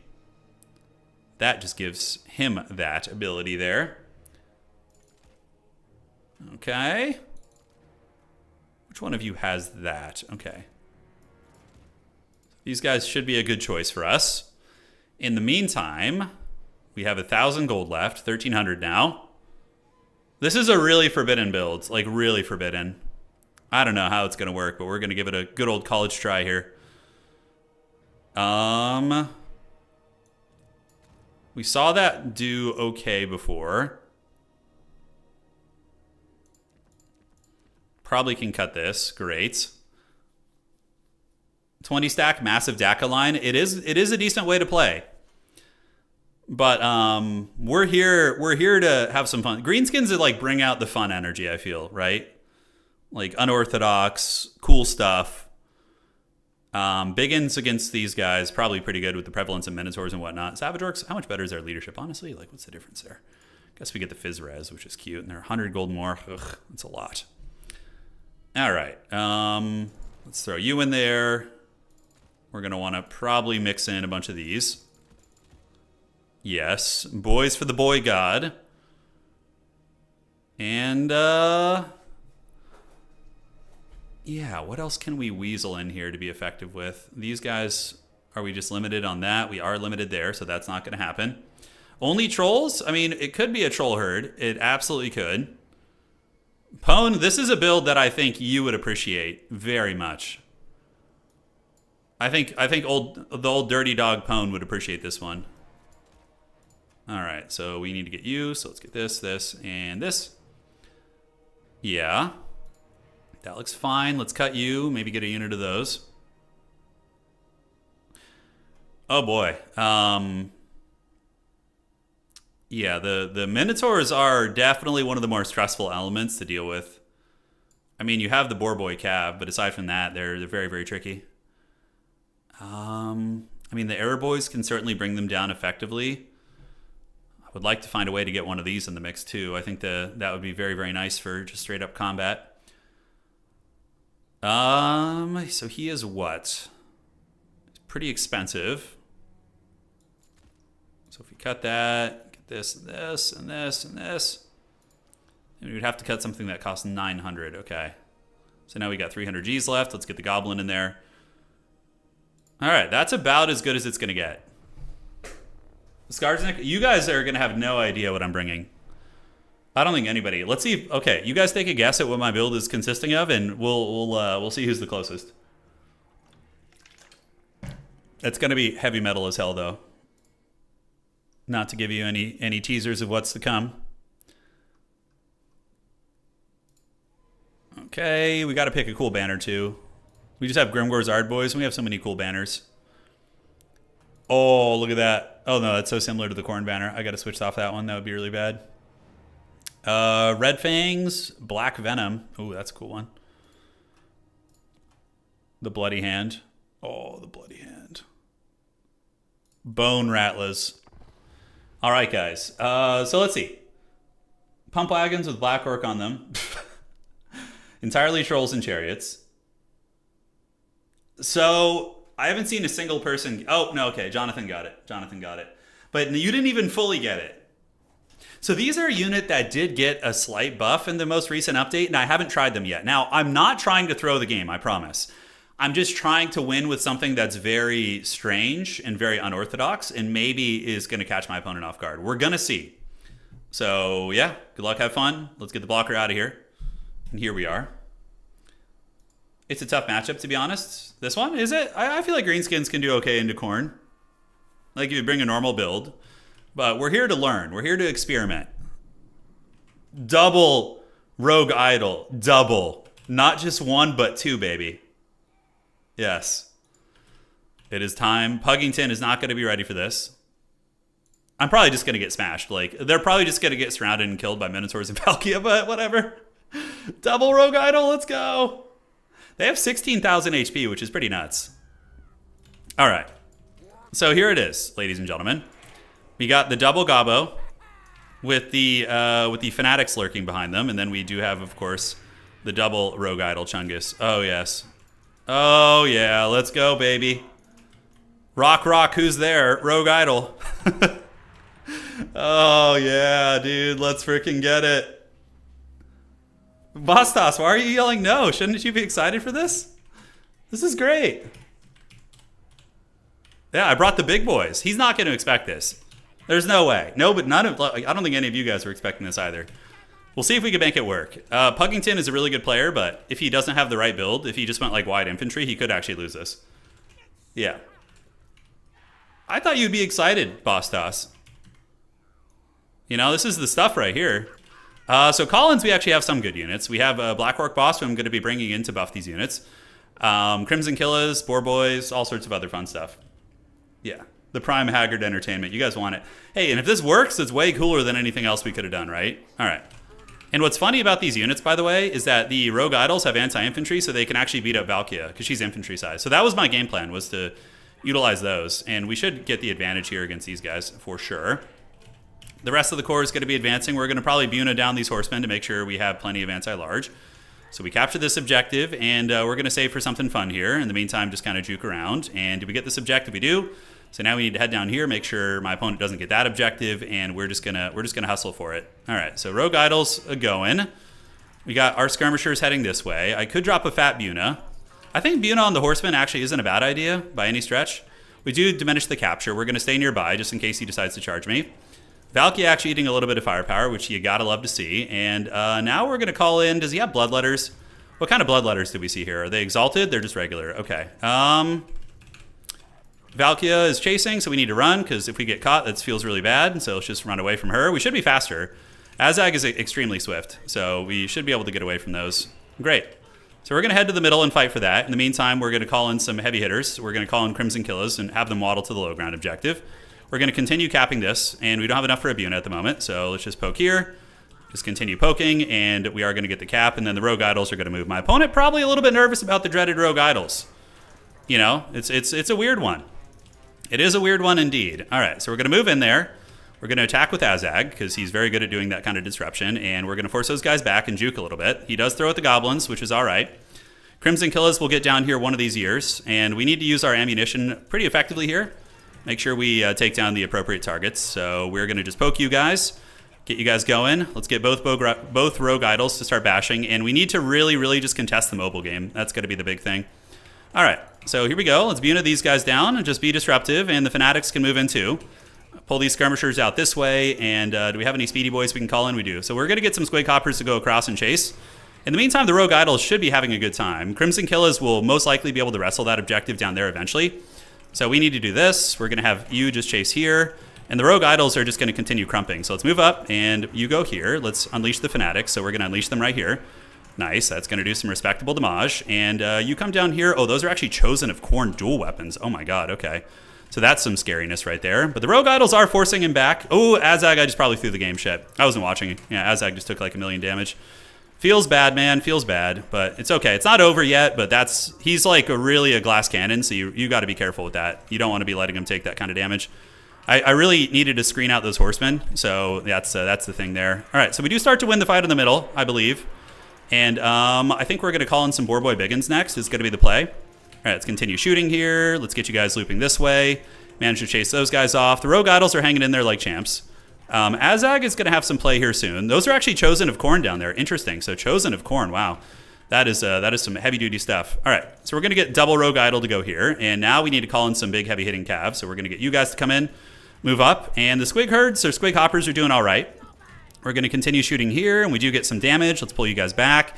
Chosen of Khorne are going to get hit here, so let's have you attack there, and we can even Spirit Leech them to wear them down. Great. So got to pay attention to the homies. Let's move you into the Marauders here, pull you guys back. Rogue Idol's going to bounce across this way, and the Crimson Killers should be able to deal with the Chosen of Khorne. We should be able to get that job done. So let's get Squig Hoppers heading down this way. A lot of the value my opponent has is on the what's it called? Yeah, the Biggins. Okay, let's focus this. Let's get Azag just running away here, just kind of cackling in the shadows. And the Orc Biggins have arrived, so they should be pretty effective here. Let's get these Squig Herds back. Let's pull you back. Get these guys going after the Minotaurs, and hopefully the Crimson Killers will win their respective fight. Let's pull you down to the low ground here and charge into the Cultists and the Minotaurs here, and get those Rogue Idols coming across. The problem is I'm just struggling on the objective game really hard with these guys, which makes sense. In the meantime, let's get some Orc Boys heading down here to contest that point a little bit, and hopefully we get a big value win here in the middle. Azag's just going to fly overhead. We do start to do well. Squig Herds will probably help us win this objective down here. You never know. Let's target these Minotaurs and just kind of stomp the yard. Basically what's going to be going down here. Now, I could attack here, but the Minotaurs are going to present a pretty substantial problem. Let's get Squig Herds coming up here. Durkid Squigs are back, so we need to chase some of the skirmishers if we can. And Rogue Idols are taking some work, but I think, did we get a good fight there? Yeah, we do start to get a decent little fight there. All right, so let's get an objective. That's going to be very important here. We're going to Spirit Leech the Skirmish Cav because we need to get them offline. I could attack, but I think it's a little bit too dangerous. And are we winning this fight? It's honestly really, really hard to tell. All right, Squig Hoppers get in there. And down here, the Crimson Killers do start to defeat the Chosen. So that's great. Rogue Idols are taking it like champs. I mean, they are crumping quite a bit. Let's go get that Cultist if we can. Azag, in the meantime, is going to do this. And we got the herds going on down there. This one, we need to probably consolidate on that objective if we can. The Boarboy Biggins did get wrecked by the Minotaurs, but the big boys themselves did pretty good. We're going to pop the Wog here in a second, so we just need to consolidate, and let's get some Speedy Cav coming in. Wait for an actual engagement here, and the Chosen of Khorne have engaged. No, they haven't. Okay, they're still down there. Let's park over here. Let's pop the Wob. Pop the Wog. So now maybe we can get a little bit of crumping in. Really, really just struggling on objectives here, to be completely honest with you. That's the trickiest part. All right, so you intercepts, you Boar Boys here, you Fanatics up there, and the Crimson Killers lost the low ground objective. That's probably going to be game for me. I needed them to get that objective so I could start winning on the other points. The big boys are doing all right. You know, they're kind of holding their own here. We do get some scaries in there, so those are going to be Minotaurs, so we're going to want to retreat, pull you guys away. Squig Herds, are they nearby? Not at the moment. The Rogue Idols just don't seem to be doing much. which is a shame. You know, you always like bring these big monsters and like they should just be annihilating infantry, but they just don't, sadly. All right, let's gather you guys on the side here, and I think we just got to call in some Boar Boy Biggins to try and fight off the Minotaurs. Let's call you guys across the map, see if we can get some capture weight here, and maybe once they run out of ammunition on their throwing axes, I can get a little bit of bread going. So we're going to keep working off the side here. You're going to fight here, and let's call in the big scary cav. All right, so they're going to come down here. We're going to mobilize across. Yeah, it'll probably be a quick game. The rogue idols just suck. Yeah, it's a good thing we explored that. So now you guys don't need to try it. I mean, this rogue idol literally has 147 value, and it's been fighting the whole time. Like, what is that? That is just straight bullshit, right? All right, so back you go. These are not the anti-large variant, so that's going to be tricky. We do get some Fleshhounds of Khorne coming in, so let's actually intercept them here and have Azag intercept there too. We can Spirit Leech you guys. And how does that rogue idol literally have 100 value? Like, that's insane, right? That is an insane amount of low value.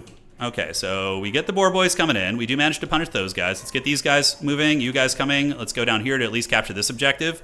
And in the meantime, now the rogue idols have an opportunity maybe to do a little bit of damage, so we're going to find out. Let's go after the Minotaurs. And Minotaurs, we need to kill the anti-large elements first. Squig herds in the middle could be useful, but I think just getting some fast cav up there to try and turn the tide. We need to win this fight down here. That's going to be the big thing to have any sort of chances. Are the rogue idols doing any damage? Not really. God, they just suck so freaking bad. Oh, God. How is that possible? They've been literally fighting the whole time. That's crazy bad. All right. So down here, they do manage to slap Valkia in the face, which is a nice little gimme there. We do get the side objective, so this is good. We should be able to defeat these Chosen of Khorne, I'm hoping. Azag is here. We're going to Spirit Leech them. Yeah, just Spirit Leech these guys down. We get the Furies coming over, so they're going to be there to party. Let's reinforce the Rogue Idols a little bit, charge these, and are we going to be able to get Valkia? We're trying. So we got one on here, one on Valkia, and we do have these Squig herds on their way in. All right, let's see what sort of work we can get done. Call in another Squig herd here. A little bit of lag. Okay.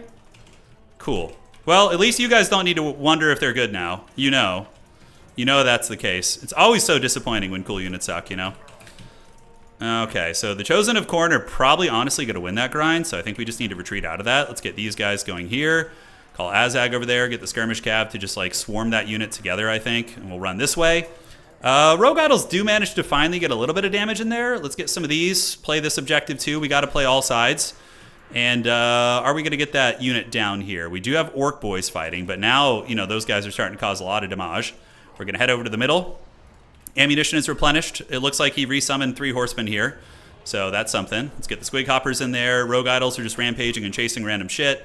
Let's go ahead and Spirit Leech the Chosen. Meanwhile, chasing you guys down. And yeah, we're trying. I mean, we are getting some late game cap here. I don't know why the value is even close. I mean, it feels close. Like, his army isn't that healthy right now, I suppose. Rogue Idols, of course, getting lured to their doom. The rampaging certainly doesn't help them either. These guys move down here, and let's get you down here too. Okay, so there we go. You always regret doing the meme builds when you lose, you know? You're like, oh, this like would have been easier with like a normal build, but you gotta try new shit, right? You gotta try new shit. They just suck so bad. Like, even fighting, they don't do good, you know? That's the crazy part. Okay, so the Orc Boys and the Squigs will arrive. I might be able to wrestle that side objective. Let's like hunker down, see if we can focus and maybe get some fortunate engagements here in the late game. The Boar Boys do manage to get into the backfield and cause a little bit of damage. Squig Herd's coming. Let's get the Squig Herds rolling. We're going to try and move up here and maybe break through these units. All right, so it's just a couple skirmishers left. You guys go here. You guys get in on those Chosen of Khorne. My Lord is basically broken. I mean, we maybe have an opportunity to get this objective and this objective and get a double cap, but then he could just hunker down on the backside, and my Lord is basically offline, right? Yeah, so normally you would just do Trolls and Bacon. Trolls and Boar Boys and you know, Orc Infantry would be fine against Khorne. I really had a dream the Rogue Idols would be good, but they're just so bad. Yeah, they just don't do damage.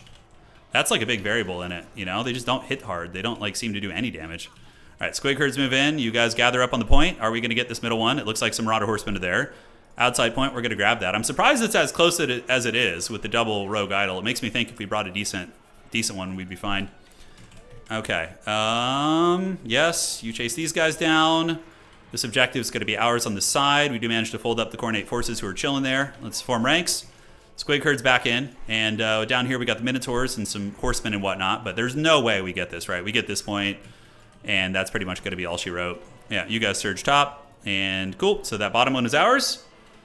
Fanatics, yeah, Fanatics are really good against Khorne. Yeah, in general, they're very good against elite infantry factions, or anybody who might even, think about bringing anything that's above board in terms of quality.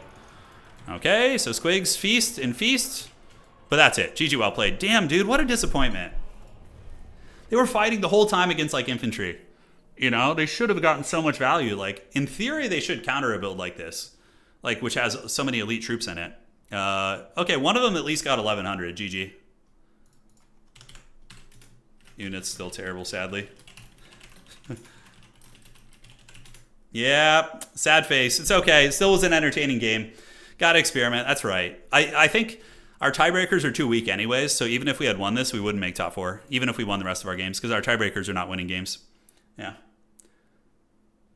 Yeah, dude. They just are so haggard. I mean, this one got some value at the end because it managed to smash the cultist. Yeah, but they're just so weak. Maybe you got to split them up. Put one on each side. Yeah, he was saying... So I'm talking to Puggington right now. He's saying he thought he was going to lose in the beginning, but they're still kind of haggard, it seems.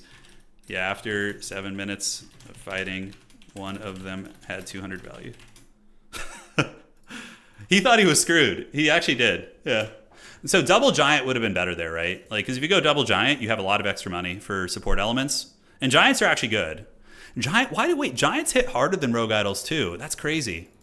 Yeah, so look at this. If you go double giant, you can mix in way more units. You get an extra 1200 to spend here. Azag was fine though. Azag was fine. I think he was okay. All right, so let's see what's cooking here on the old Total Tavern. Yeah. I mean, Khorne does have decent throwing axe play too, so it's to be expected. Refresh the brackets. That was a really fast game though, so we have some time.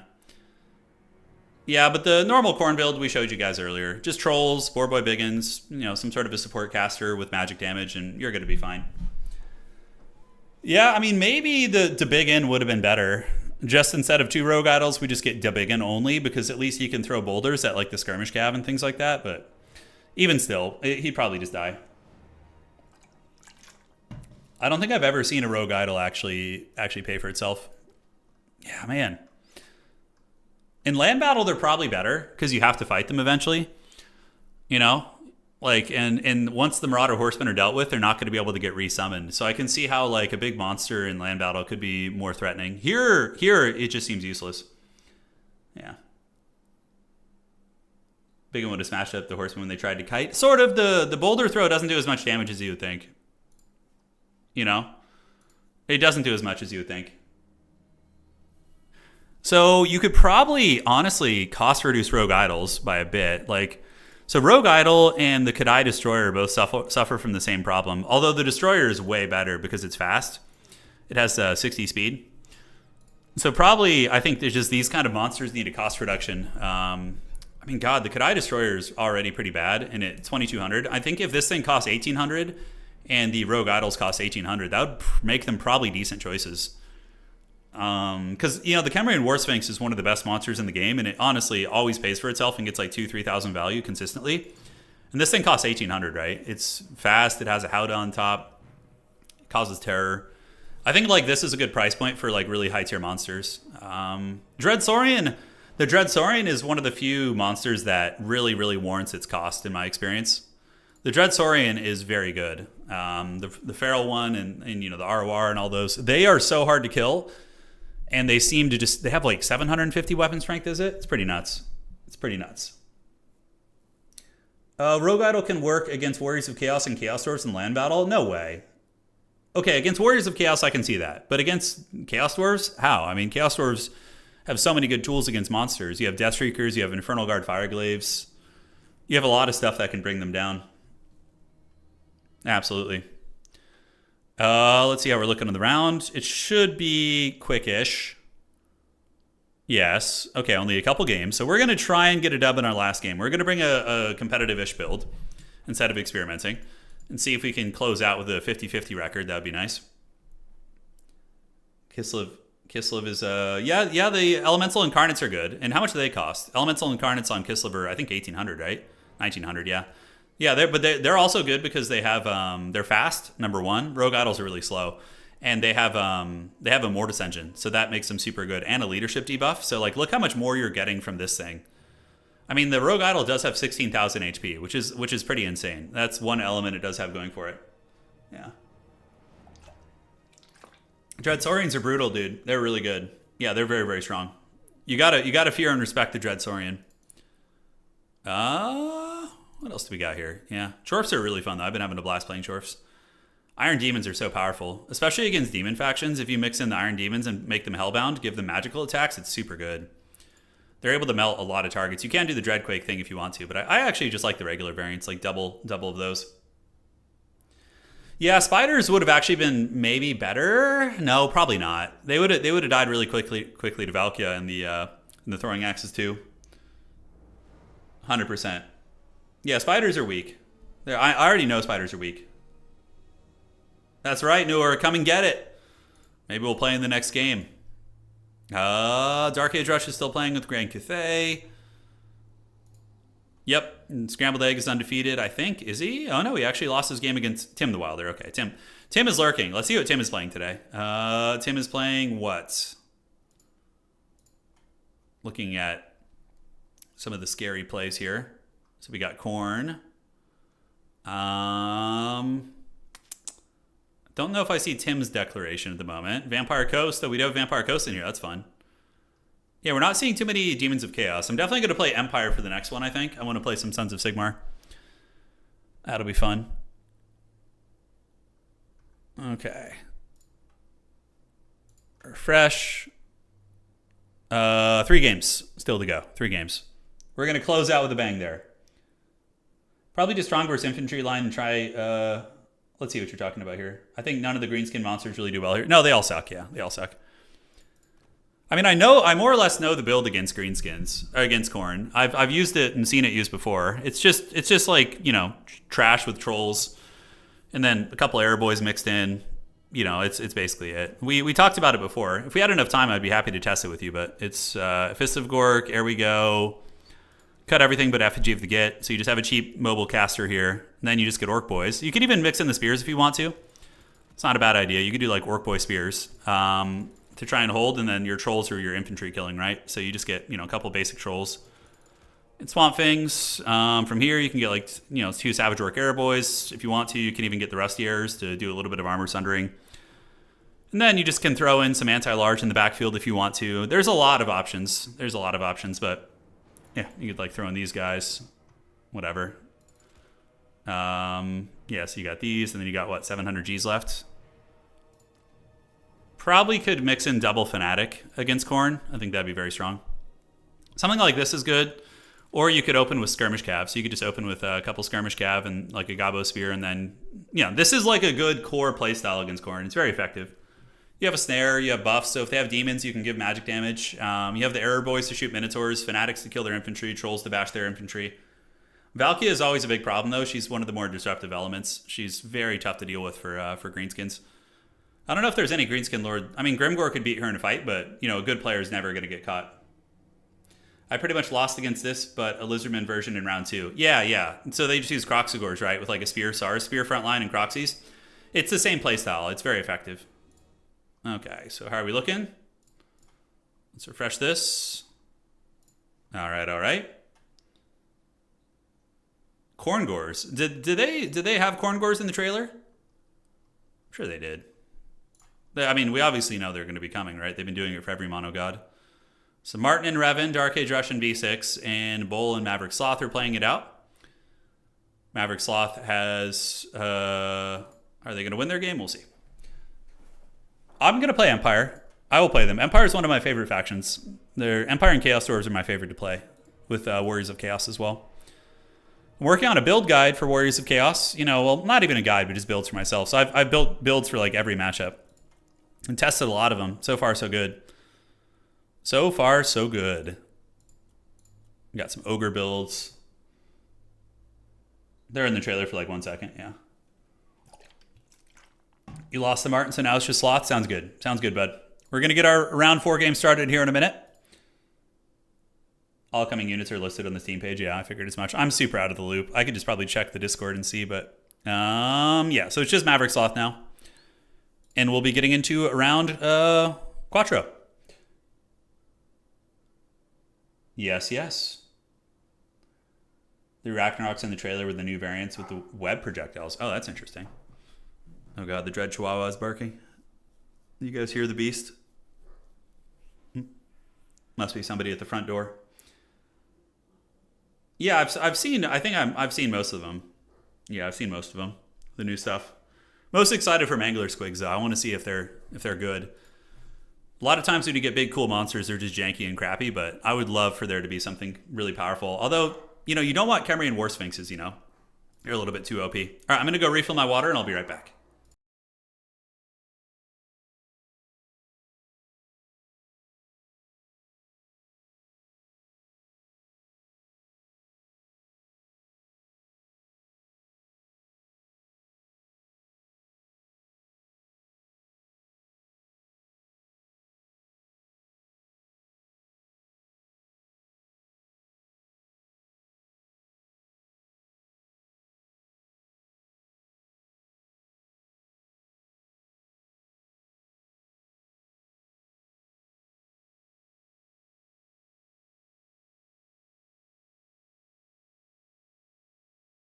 All right, guys, we're back in business. I'm hydrated and ready to party. Let's see if the next round is done. Hey, thank you for the donation, man. ZK2, thank you. Been watching you for 6 years now. God damn, dude. That's all. God, we're getting old, aren't we? When you were a sophomore in college and you may have been less than 30. It's true, yeah. No, I was 30 on the dot, actually. Thank you so many years for the amazing content. Thank you, man. Thank you for the kind words. All right, well, we're going to keep this party going. Here's to another 6 years, brother. And let's refresh.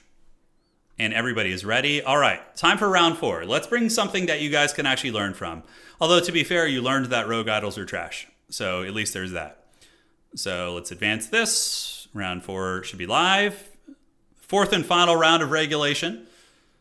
And where are we? All right, so that's going to be here. Goblins round 4. All right.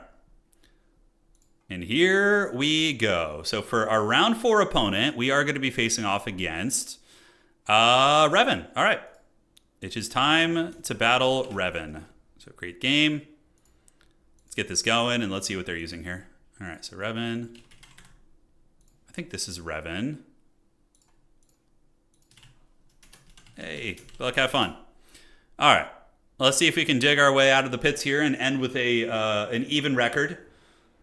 I want to learn how bad it is. Are you talking about the Skaven unit, the Brood Horrors, or something else? No worries. I'm here, ZK. I saw your message. Hey, Fidel, 37 months, man. Love the content as usual. Excited for the DLC. Hopefully we'll see Arbol yeah. Valkia is just so good. She's so elusive and hard-hitting and hard to kill. Just like such a safe pick. Like it's really hard to justify other lords over Valkia. So we're going to have to see. They're going to have some really dank ability. Crystal Lake is the map. All right, so what's it going to be? And,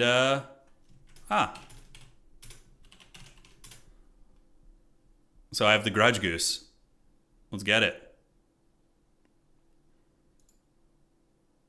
And we'll see what they're going to be using. All right, Orcs, my lord. Yes. Yes. Oh, man, Sam, so I have some new minis to show you. I just painted up a bunch of Chaos Dwarfs, the actual Blood Bowl ones, and we're kit bashing them. Oh, Empire, that's fun. That's a fun matchup. Okay, cool. So we got the Sons of Sigmar here, and let's get this going. So we are going to be switching on to the Orcs. The Orcs is ready.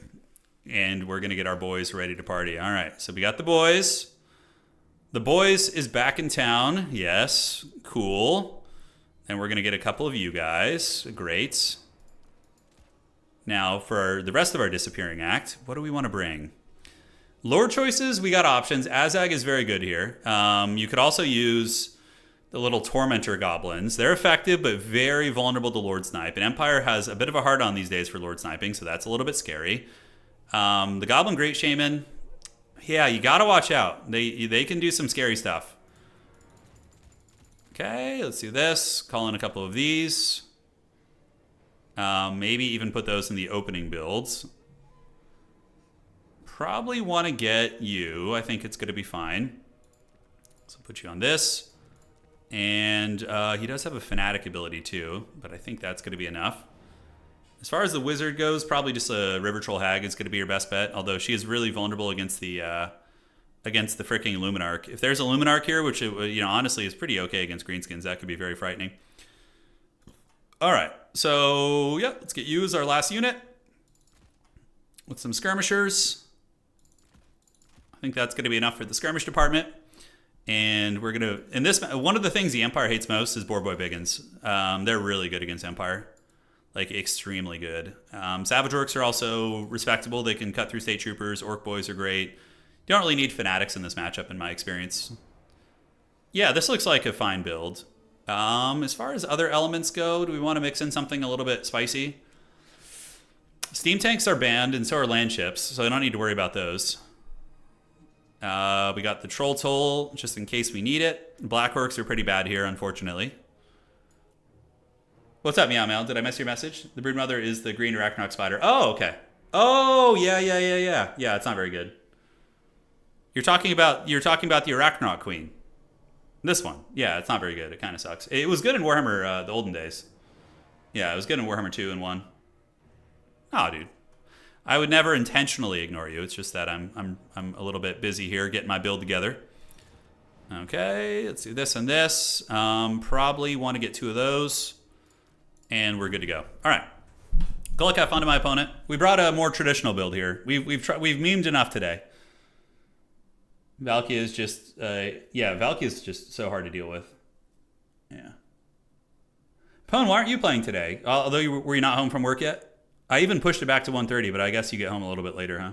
No. Is there any way for the Steam Tank to get unbanned? Yeah, CA just needs to balance it properly. It's just... The Steam Tanks are just stupid. They just, like, print value and are, like, impossible to kill. I mean, some factions can handle them, but it's really oppressive against others. The Steam Tank commander character. Like, literally you would see all the power neckbeard sweat lords using them last season. And just, like, crushing SFTs. Only because of the Steam Tank commander. They were literally just, like, didn't even know how to play Empire. These guys would just show up to an SFT, use a master engineer and a Steam Tank, and just, like, move around, get, like, 4K value with it, and just win. And just the spam State Troopers. It was, like, really dumb. Yeah. I also went out of region. No! Steam Tank would be too hard to unban. Yeah. Steam Tank, you just, maybe, like, that whole missile block chance thing is kind of silly. I think if they just got rid of that so you could actually shoot it, maybe it would be better. Most gunline factions can deal with Steam Tank. It's just, like, the Unga Bunga factions that can't effectively deal with it. I mean, you could still win. It's not unwinnable. It's just a huge unfair advantage. Just today I was late getting him. Oh, got it. Okay. The lads are ready. All right, so we got the Orc Boys into the sunset, which is to be expected. Yes, good. By the way, if we finish early today, I might slap in some Warcraft 3 at the end of the stream just for the fun. We're going to have you guys ambushing out of the trees, which will be awesome. We got Air Boys here in the secondary. So we're ready to just eat the powder of Sigmar. It's going to be a lot of fun. Okay. We got a Night Goblin boss on a squig. He's very, very strong. We're going to put our Hag back here. Savage Orcs, we need to put you guys in Control Group 7. Okay. Skirmishers going to be up to grab some objectives out of the gates. And where do we want to deploy is the question, right? Like, I guess we just deploy like so. There's more line of sight blocking over here, so this is probably going to be better, I would suspect. We get some Savage Orcs on the outside and Savage Orcs on the outside as well. Cool. So yeah, we got a decent little army here. River Troll Hag is going to be in Control Group 4, and she's going to move up. Yeah, so a faction can easily deal with Steam. Yeah, gunline factions. Gunline factions. All right, guys. Thank you for joining. Let's get this crumping started. It's time. We're going to end this stream 50-50 today by Gork and Wark. It will happen. All right, good luck. Let's see what my opponent's got. I'm a little bit nervous. Okay, it's going to be the Prince and Emperor and a couple War Wagons. Okay. War Wagons are okay against Greenskins. They're definitely not insane because there's a lot of, like, crappy targets, but the Prince and Emperor is scary. So what does the rest of the army look like? We have Hawk and Long Rifles. Oh, interesting. Okay, so I need to compromise those for sure. We're going to get you guys up to the middle, get this. We have Rampage too, so I do have 3 charges of the Fermented Fungi, and why are you guys not moving? Come on. Let's get it. Let's get hustling, man. There they go. All right. So we're back in business now. I'm probably going to call in Wolf Riders. Move you guys up through the tree line there. We get this. The Hawk and Long Rifles, we need to, like, get behind this pillar here so they can't quite get us. Out there, we could send some Spider Riders to go chase them. That's probably pretty cost effective because they're shielded. Cool. So we get that point. Now we need to run away before we get KRUMPed too badly. And these infantry are going to grab that point, hopefully. Jade Wizard is there. And Spider Riders are now going to chase. So now we can put pressure on the wagons. You know, with the Spider Riders harrying them and absorbing the shots, we can do our thing. So I'm going to be really cautious with my Gobbo, obviously. Are they going to get that point? It looks like it. But we do have the Mangy Marauders there. So Mangy Marauders have really good AP, so it's incredibly nice. All right, so these guys are just going to sprint around the back of the army. And I think we go Spec Ops. So we're going to go get a Wolf Rider and go around the outside and see if we can get those units here. This objective is going to start flipping, and we do get a lot of damage against these guys, actually, which is outstanding. Now who do we want to rampage? I mean, we could rampage France into a precarious position for sure. We have what in the trees? Empire Knights? All right, that's fine. So we can actually just get these Empire Knights and surround them and kill them. Because they'll fight very poorly in the tree line. We're going to get another Wolf Rider and go around the outside there. Great. All right, so far so good. Yeah, let's get back to the main line, get the fighting going. So Savage Orcs are going to go here. Let's get the Air Boys shooting there. Let's move you guys up through the seam. Fight, fight, and fight. And Air Boys can shoot here, and Rusty Airs can shoot here too. All right, so we just need to be careful, make sure our little Goblin doesn't get sniped. And go after the wagon. And in the woods, let's get you out. Okay, so the firepower is kicking in, and now we got the mobility to come around the backside. Outstanding. We should get this objective here. We're going to crash here and just kind of swarm from every angle. We do have one war wagon down to the pits, and I could try and catch the Prince and Emperor in a rampage right now, which maybe I will. Maybe I will. But the infantry fight should favor us. We do have Free Company Militia absorbing here. So we're going to get all you guys to go after Franz, and we're actually going to cast Fermented Fungi on him, which is going to be awesome. You guys are coming around the top here, and now we're going to scream in there. Get a little bit of pressure on, and the Gobbo did get the Fermented Fungi. Great. So are we going to actually get any damage against Franz is the question, right? We have a lot of call-in juice, which we need. So let's get some of these. So Savage Orcs, and Boar Boy Biggins. So we're going to get you guys hustling up to the fields. And the Wolf Riders now are going to get on the Hockland Long Rifles. We are going to get one, at the very least. So that's going to be one Hockland Long Rifle offline. We did not get a lot of damage against the Prince and Emperor, unfortunately. He's cackling pretty hard. Now we're going to come around the top with these guys and start shooting into the Empire Knights here, shooting these guys here. And one Hockland Long Rifle's offline. We're going to pop the Wog. And there we have it. All right, great. So the Wog is active. We have the Spirit Leech and the Buna, which we're going to use on the Knights of the Black Rose. The Archers are going to shoot at the Knights of the Black Rose also. Let's keep running this way to get away from those. And we have more pressure coming in the side here. Little Gobbo's just going to keep fighting. And we need to wait for those Knights of the Black Rose to kind of, find an opportunity here. Let's get you back and back, form ranks. And we're just going to call in some Boar Boy Biggins. We're going to go right up the middle with these units. You guys shoot here. Hag is being focus fired a little bit. And what kind of mobility do we have? All right, so let's get the Goblin Wolf Riders to get on these. And this Hag is going to need to juke. And we just push right up through the middle here and just bull rush our way in. All right, so you guys can attack the Prince and Emperor. You guys just shoot here, and you guys go here. Cool. All right, so Rusty Airs are back online, which is great. Great fun indeed. Let's start shooting into the War Wagons. And we should have the Hawk and Long Rifles offline. Let's get this Hag up and through. Call in a Boar Boy Biggin. We do have the Empire Triple Caps right now, so there's a lot of elements going very well for us. And we're going to call you over the top. Hag in time. So the Hag is going to go ahead and drop the... Where are the Knights of the Black Rose? They're around here somewhere. I know he engaged them somewhere, right? For now, I guess we'll just get these Empire Knights. Yeah, I don't want to spend too much time looking around. Oh, there they are. There's the Knights of the Black Rose. All right, so the Daka line is going to start shooting at the Knights of the Black Rose. We got the Savage Orcs here, so let's push them up and through. Our little Gobbo is just going to be supporting. He really doesn't want to get caught in scary fights, so we're going to do the big old buff right there. Get the Long Rifles here. The Hag is going to be Spirit Leeching on the Knights of the Black Rose. And I think we got this one in the bag. So yeah, this is a very meta Greenskin build against Empire. Like very boring, very meta. No cool rogue idols or anything, but it works fine. Looking good. Those guys are going to be bunker busted. Let's reform the Archer ranks so they can get better concaves. We're going to need to do some housekeeping, some unsummoning on some of the beat up units. And now we could just call in more Boar Boy Biggins. They're extremely hard to deal with for the Empire. So Franz is pretty much the last vestige of power here for the Empire. We can actually just Fermented Fungi him down. So we're going to get him to land here. We're going to get all the Archers to focus fire him. And you guys move up. Do this. You Orc Boys move into the secondary. Pretty much a complete wipe here. We're just going to park you guys on this outside objective. Franz is going to get focus fired. We can actually go Tormentor Sword him as well and surround him with the Boar Boys. And cool. Looking pretty good. Let's chase these guys down. Chase these guys down here. Franz is going to get slapped by a Tormentor Sword now, so he's not going to be able to escape. River Troll Hag getting beat up a little bit, though. So we're going to go ahead and disengage here, although it looks like the Terror Route's going to do that for us. So it feels bad. But yeah, the Empire is pretty much tabled here. There's not a lot left. We definitely need to unsummon some of our beat-up units. So I don't know if we need to unsummon them, but we do get the Demogryph Knight Halberds coming in. Hopefully my wizard will come back. Boarboy Biggins should be able to fight the demi halberds, I would say, relatively effectively. So they're on their way. We got unsummoned, some housekeeping. Let's get you guys across to go fight those Knights of the Black Rose. Franz is trying to escape. Let's see if we can head him off with the Wolf Riders. And the Hag, is it going to be able to get a Spirit Leech? No, Franz gets up in the sky. All right, so he's going to escape for now. Savage Orcs bash these guys, bash these guys. We do get a little bit of a swarm in the backfield, just trying to, keep them back there if we can. Let's unsummon some Wolf Riders. In infantry, do we want to call in? I don't think we need to. Let's form ranks, get these archers online, just get them all spread out here. Knights of the Black Rose should die. Let's go get those Hawken long rifles. I don't know how they got back online. Somehow Palpa long rifle has returned. And we're looking to be in pretty good shape here. Yeah, we got the triple cap. We got a massive value lead. Probably calling some trolls on the outside just to make sure no knights back cap us. You could even use just the cheap Orc Boar Boys. Regular Orc Boar Boys for 650, uptrade into Empire Knights really hard. I'm making them an extremely good choice here. All right, so the Knights of the Black Rose are running for the hills. Franz is going to be hiding.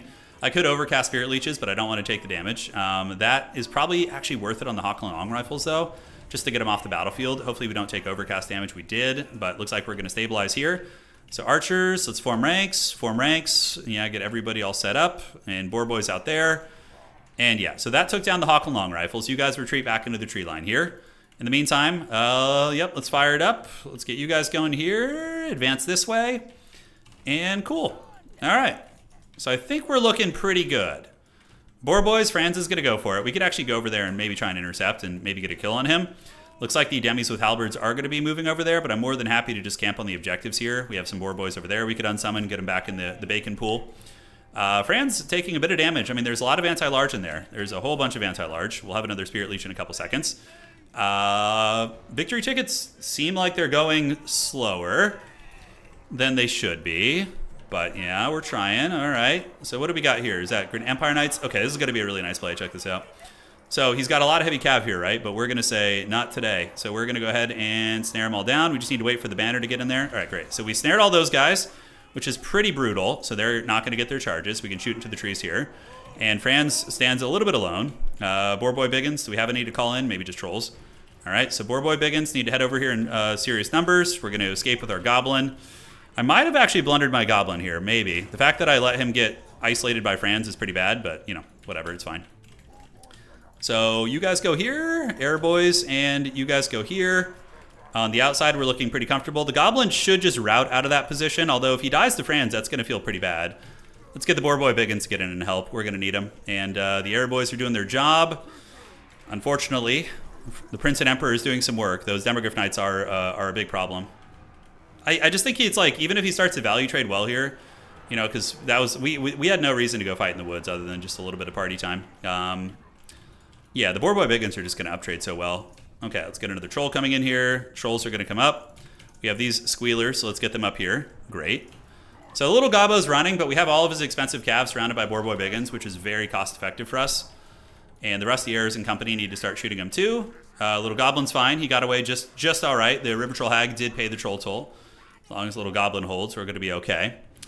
And yeah, just no way to get on the objectives, really. Knights of the Black Rose are folding up. I could bring the Goblin nearby for a little bit of support. Franz, getting a lot of regrowths. Put some shots into those guys if we can. Keep the Goblin nearby. And we could resummon the Hag. Probably just Squig Herds. Just get those guys up for a little bit of extra AP. The Baconators are going to run here and there, but they'll come back.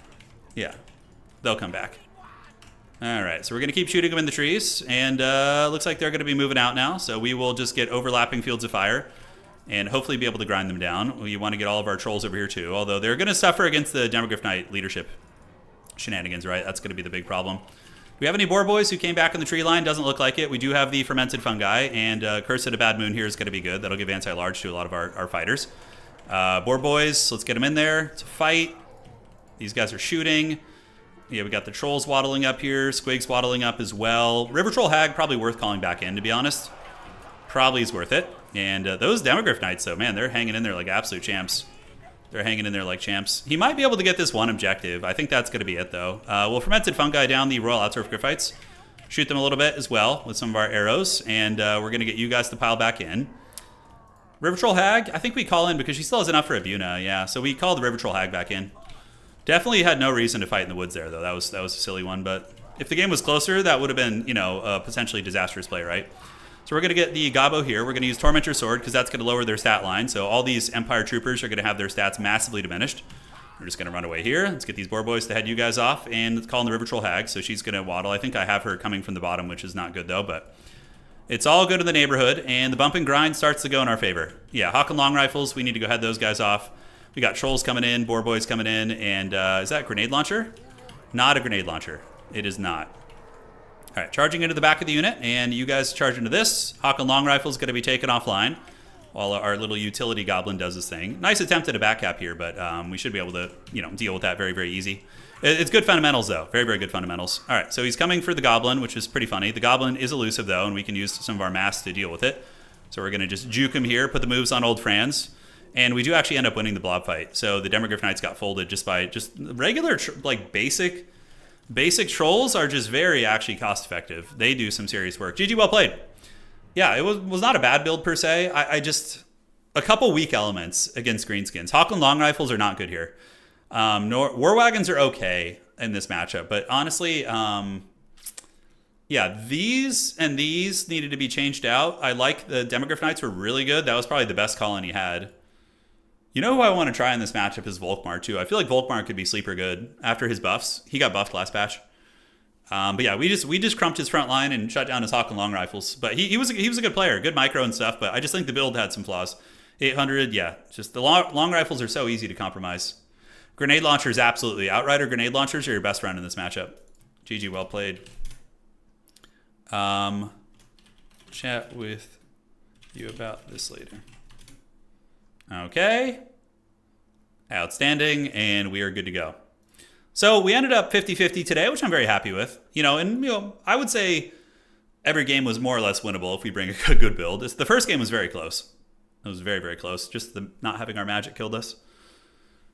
Do you think it'd be reasonable if Wood Elves had access to Codell and Dom? I don't know. I'd have to take a look at him. I mean, Jerthu is already just like God's here, right? So, so let's see. That was Greenskins versus the Empire. I always felt Greenskins are good against Empire. Like, with Steam tanks being restricted, I would actually say Greenskins are favored against Empire because they just trade in the infantry game. So, because Greenskin infantry wins, Greenskin cavalry wins, you just win so many elements of the trading that it becomes very much a finesse game. Also, Toddy is better against Greenskins. So, Toddy is better because he has even more leadership bombs, and you can bring a Firecaster, right? So, I don't know if you're watching this, Grudge Goose, but we can go over a build real quick that I think would be pretty good for you. Jerthu's very good, yeah. So, Toddbringer is the man. You just get him. Franz is better in a lot of matchups, but against Greenskins, Toddy is better. Hold the line, crush the weak, and you just bring both of his items probably. And then you get a Burning Head caster. Burning Head is just so good against Greenskins. It just folds up their leadership. So you just get a Burning Head and Cascading Fire Cloak. You can just bring this, put him on a horse. State Trooper battle line is going to be very good, obviously. But they will, of course, lose to the Greenskin variants. But yeah, I think you're going to go with the Spear line here. I don't hate artillery here. Like, you can bring a Hellblaster volley gun. Greenskins definitely hate that. If you're good on the defense, you can play one objective and then secure like a Hellblaster volley gun. It's brutal. It can mow down Greenskin Cav very effectively. Or if you want to, you can even use the Black Lions because they're a little bit more mobile and you can stick and move with them. I've had really good success with them against Greenskins. And, for the infantry game, there's a couple choices. I'm actually an enjoyer of Halberdiers. I feel like they're pretty good. You could do a couple Halberdiers. Maybe get Sigmar Sons to, win one of the fights because at least I'll win a fight for you, right? But against Greenskins, you're facing so many squigs and trolls and things like that. I think just like a Halberdier battle line is going to be good. Yeah, we get you, and then how can we squeeze out a little bit more money? Cut the Power Stone, get a Spear. Yeah, like this build looks pretty solid. Like you have a good multi-layered infantry, a little bit of shooting, Black Lions. You want the Royal Altorf Griffites, though. They're really, really strong right now. Baseline Empire Knights are pretty good, and one Knight of the Black Rose is probably good utility, too. Aside from this, you're going to max out on Free Company Militia for the Empire. Probably 2 grenade launchers are going to be your best friend. And, honestly, like a build like this is going to be pretty nice. You could even go down to 2 Empire Knights just to get a little bit more width. Black Lions could be replaced by a Hellblaster volley gun too. It just depends on the matchup. Or the map, excuse me. Huntsmen are okay. Don't think you really need them too much. You can throw in a greatsword every now and then. Like a single greatsword can surprise people, but I really think that just halberdiers are just really good. They trade super well. They have super high melee defense in the 40s, right? So they'll lose to savage orcs and whatnot, but they hold for a long time, allowing your grenades and other pieces to do the heavy lifting. You know, Theodore Bruckner is cool too, and there's so many playstyles. Like this playstyle is very viable. Yeah, very viable, but you could also do this playstyle. If you want to play like more obnoxious kind of mobile playstyle, you go double engineer, and you just put them on with the Mercurial Shot and the Restock, and you put them on Barded Warhorse. So you go with 2 of these bad boys. This is a really strong playstyle, and then you get Elspeth. You can get Elspeth on Dragon if you want to, or you could do her, have her be on the horse. So you would cut all this, cut that, and you could go Dragon to try and Lord Snipe, but Lord Sniping is hard. Honestly, just having her on horse to contest mobile fights is going to be fine. She can, use her Buna and various other variables like that, and come out with something like this. Get some artillery. Yeah, so a lot of choices. Okay. Stream times are random. I just kind of stream randomly. I don't have a set schedule. I probably should, but maybe someday. Stream quality's looking good. Yeah. We Lionheart helped me with my settings, so that was great. So we'll be on to the semifinal soon. Okay, so let's finish this build. So Empire against Greenskins with Elspeth. Yeah, so do we just do a Halberdier core again? I think so, like triple Halberdier.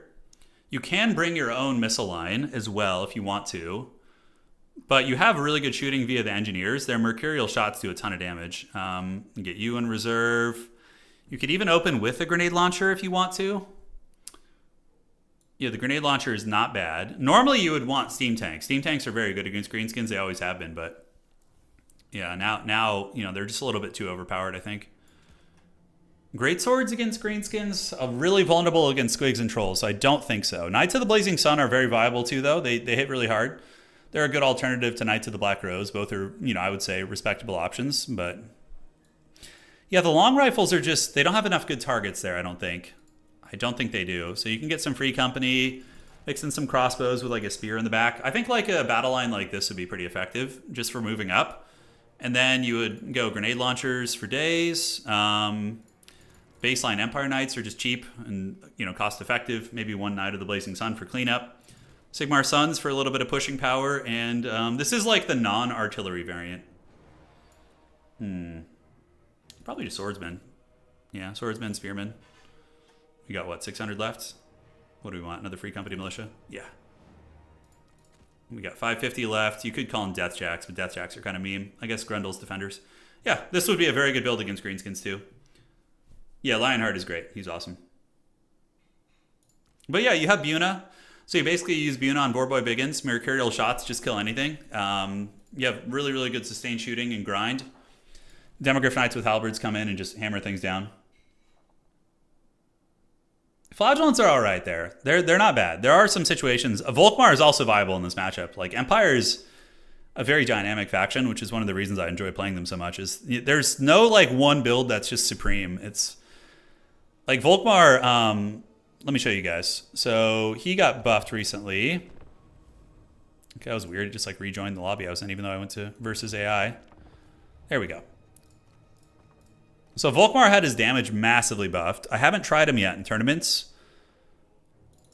But if we look at Volkmar the Grim, his damage is now 400. It used to be 250. So he potentially is very good against greenskin troops, right? So let's get like let's get a bunch of greenskin infantry and see what kind of damage he can do, right? So let's get an Orc War Boss, get some Savage Orcs. Orc Boys are very common. Get a couple Goblins. So obviously Volkmar is going to be heavily outmanned in terms of just spend here. But we're going to see what we can get done. And we'll be in the top 4 here in a minute. We just are waiting on a couple of matches. It looks like top 4 right now is going to be Tim the Wilder, Maverick Sloth. Oh, we might have actually had a chance to qualify if we hadn't memed with the Rogue Idols. Although Reginald Puggington, yeah, we might have actually had a chance, sadly. I don't know. Hard to say. Maybe we would have. All right, so we got Volkmar here. We're going to move him up. Here we go, baby. You guys enjoyed the Rogue Idol, though, right? You enjoyed seeing the suffering? Yes. Rise my Volkmar. So let's see what kind of damage he does against like goblins first, right? So we're going to charge in. He's really good at crushing infantry. Okay, not too much damage out of the gates, but what kind of sustained power do we have? Okay. So you would drop a Soulfire Bombardment, right? So that's going to do fat damage. Yeah, see, that's very cost effective. And then he keeps rolling, Fred Durst style. You drop a little bit of this. Now you drop a Banishment. You know, people obviously aren't going to surround him like this as much. But, I mean, this is pretty disruptive. Granted, that War Boss is really smashing him up. He's having a bad time there. Now he's going to roll this way. He is unbreakable, which is cool. His impact damage is a little bit lackluster. It seems like his mass is, like, wanting. He's only got 2,000 mass. Yeah, so that's his issue. The only thing that's hurting him is the War Boss, right? So if this were a normal game, you know, their Lord would probably be elsewhere. I mean, it could be chasing the Volkswagen. He actually takes a bit of damage against these. Yeah, the 20 melee defense is killer. I mean, he still has gotten really good value against this, like, blob, and it's a massive, you know, he doesn't have any support here. So we're going to drop another Soulfire Bombardment, which is very good, and then we can drop another Banishment here, right? So, like, he's doing well. For sure, a lot of it is the magic. I mean, he does have utility for blob fights, too. So we do get terror routes coming in. The Greenskins are running for the hills, mostly. And Soulfire Bombardment's going to be coming off cooldown here soon, so big charge there. All right, there you go. Volkswagen still got it. And now we're going to wait for the Bombard to come off cooldown. Let's give me another 37 seconds here. You guys like the suffering? Good, I'm glad. I actually thought I had a chance with those Rogue Idols when I saw the build, and I saw his build, but they just suck, so. They don't, like, perform like they should. Ooh, yeah, look at that. I mean, he's really good at clearing infantry, guys. Like, really, really good. And the passive healing is super nice, too, right? But the 20 melee defense kills him. I feel like they could buff the MD on that, right? Like, a little bit. Like, doesn't a Gorby's Chariot have, like, 30 melee defense or something? He might even be able to win this. With his new stat line, maybe. All right, so he's trying. Terror Route should be coming in. No, the War Boss will probably get him. War Bosses have good AP values. I actually didn't realize that. The Blackwork, they're just the regular War Bosses have good AP. Solid performance, though. I mean, you know, he did a lot of damage. He did a lot. Volk Hogan. That's right. That's what he is. Okay, let's refresh this. See what's cooking. And are we in top 4 yet? One game. Reginald Puggington versus Lydon to see who's going to be reaching top 4, probably. But looking at things, it looks like it's Tim, B6, and Maverick Sloth, and Scrambled Egg Special. So Vampire Coast, Skaven, Beastmen, and Beastmen are so strong right now, man. They're so good. Yeah, they're so freaking good. No, my tiebreaker's too weak, actually. Yeah, no, I wouldn't have made it. My tiebreaker's too weak. So even if I went 3-1, I would not have qualified. Okay, so I don't feel bad now. Grant Shield of Faith will stack with Shield of Faith, giving 40% ward save in an AoE. That's kind of interesting. I think it's one of those things that sounds cool in principle, but it's very hard to pull off in actuality. Sorry, guys, just checking something. All right. Okay. Great. Yeah, but Volkmar against Greenskins could be viable. You know, he's a big distraction Carnifex. If they're chasing him the whole game with good micro, you can definitely, like, because with Volkmar, he heals himself, so you don't have to bring a life caster. You can bring a burning head caster or any sort of magic, right? Empire has a really diverse college of magic, so you can do a lot. I mean, you can go Shadows, you go Heavens. Oh, look how cool, look how freaking cool the Empire Gold Wizard looks. Oh, dude, that guy's a pimp. He's got, like, a Gelt mask on. Or, oh, yeah, I think you just go Flock of Doom. Oh, yeah, all freaking day. Flock of Doom against Greenskins. Oh, that wrecks everything. Flock of Doom is like a point and click. Dude, look how cheap this guy is, too. With just Flock of Doom, he's only 450 gold. That is insanely cost effective. You're going to have a 450 gold unit getting like 2,000 value. Wow, that's really good. It's always a cool idea to put them on the Imperial Griffin, too. But they're a little bit squishy with only 50 armor. Although, that could be feasible, actually. Maybe like an Amber Wizard on a Griffin. That's actually kind of badass. He's got the Blood Roar, so that's -8 leadership. And then with the Terror here, you could be getting some cool combos. Volkmar, you would obviously bring probably this and probably Benediction. Probably just those. Yeah, only 1,500 for a big monster? Guys, we're figuring out the forbidden tech. I'm liking this. This is fun. Yeah, I got to get back to my roots, man. Empire's always been my OG. They're so fun. Yeah, it's pretty cheap, right? Oh my god. Oh, the truly forbidden tech. Are you guys ready for this? So double Flock of Doomcaster with double Power Stone. So you get 2 of them. That might be okay in some matchups. In Dom, that's a big portion of your starting funds, though. So if you had a cheap like Lord, like a who would you want? Yeah, Volkmar ain't cheap. I mean, maybe with this character combination, you just go with like an Archlector on foot or something. That could be kind of cool too. Like, what about a foot Archlector with just like Soulfire Bombardment? It's kind of badass. Yeah, this could actually be something. Flock of Doom is really good, and you get the Power Stones. Power Stones give you reserves. So every Power Stone gives you 3 Winds of Magic permanently. And Flock of Doom costs how much? It costs, I think, 6. That's actually a really fun idea. That's my favorite part about this game is there's so many factions, and like build theory crafting is just so good. All right, so let's check here and see how the situation looks. All right. Yeah, so we got a pretty clear top 4. It's Tim the Wilder, B6, Scrambled Egg Special, and Maverick Sloth. So we're going to advance to the top 4. Let me talk to the players. GG in regular rounds. Top 4 time. All right, so we're advancing to top 4. And let's go ahead and advance the top 4 here. Finalize all this. Great. Tim is very good. Yeah, he's very good. He's one of the best players in the world, for sure. And I know I say that about a lot of people, but Tim is like legit top 5 of Warhammer 3. Like, he is just always a Terminator. I mean, he lost, obviously, in the grand finals last weekend, but, you know, that was a good series, and it was winnable for either player. All right, so top 4. So we got Maverick Sloth versus Tim the Wilder. So I don't know what Tim's playing. And then B6 for Scrambled Egg. So I will cast Tim's game. Tim needs his redemption arc from last weekend. All right, let's refresh this. Join with code. There we are. And outstanding. Let's see what old Tim's playing. Probably Demons of Chaos. They're very strong. Oh, Wood Elves. Oh, shit. Okay. Yeah, Wood Elves are amazing right now, too. Very, very good faction. Him and Hippo is one of my favorites, too. I really like him because he plays Chaos Dwarves at a high level. You know, it's very rare. Very rare. By the way, would you guys like a stream where it's not necessarily a stream where we play, but rather we sit and we pick a faction, okay? And we go through that faction and we make a build for every single matchup. Now, it might not be the best builds, but it would just be like based on my experience. That could be an interesting one, right? Like a build crafting stream. And then maybe at the end of the stream, we could put them into practice. So we would do 25 builds. One for every single matchup for a faction. Yeah, Catholic is really fun to watch too. He's really good. Build crafting sounds fun. Yeah. Yes. You guys want that? The build stream? Okay. What I would probably do is I would probably have somebody who mains that faction join me, because I can do build guides for Walk, Empire, and Chaos Dwarves. Those are my 3 best factions. Like, if I want to win a tournament, that's what I'm playing. Usually Walk or Empire would be my ones I go to win. But yeah, sure. And then a sequel stream where you test them all. Yeah, it's like a build dojo, yeah. So we would get somebody who's like a main, and we would go through and craft builds together. I think that'd be fun. It would be a little bit, you know, it'd be, yeah, awesome for newer players. Absolutely. Absolutely. I think a lot of the competitive players would be hesitant to share their builds, though, which is really funny.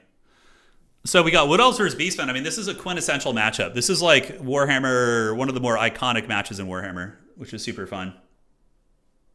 Yeah. I could even just record it as a video, too. The cool part about live streaming, though, is we could answer questions. Oh, Tim, that's never a good sign. When you roll into a lobby and your opponent just readies up right away, and that means they have practiced this matchup and they have a build saved for it. That is not good for Maverick Sloth. Yeah. A series of tier lists. Yeah, the tier lists they're in flux a lot. We get a lot of random balance patches and stuff, so that changes a lot. Yeah. Yeah, it'd be like a build podcast or something. Yeah, so I would get like a faction main and chat with them. I could do it by myself at first with Warriors of Chaos, because I have a really good build guide for Warriors of Chaos, but oh man, then like my opponents are just gonna go look at it and know my builds. That's like the one reason, because I like to compete too. Like, I disqualify myself from the season finals, even if I do qualify, but I still like to compete. And if they know my builds, it's gonna be really bad. Dom guide for newer players. Yeah, I probably should. I think domination is finally set in stone. Like, I was hesitant to do it for years because I knew Dom was always changing. And it would be annoying to, put a lot of work into a guide. Oop, didn't mean to do that, but it doesn't matter. XMT will share all our builds. Yeah, sweet. Absolutely. So Beastmen are ready. Tim actually making a bit of a change up here in the fourth quarter.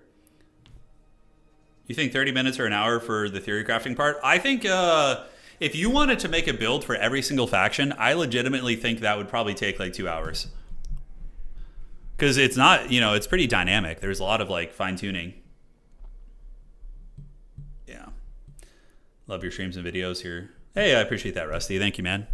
All right, so Wargore versus Waystalker. Wargores are very good. Probably going to be on Chariot, I would imagine. But Beastmen are a top tier faction right now. Very powerful.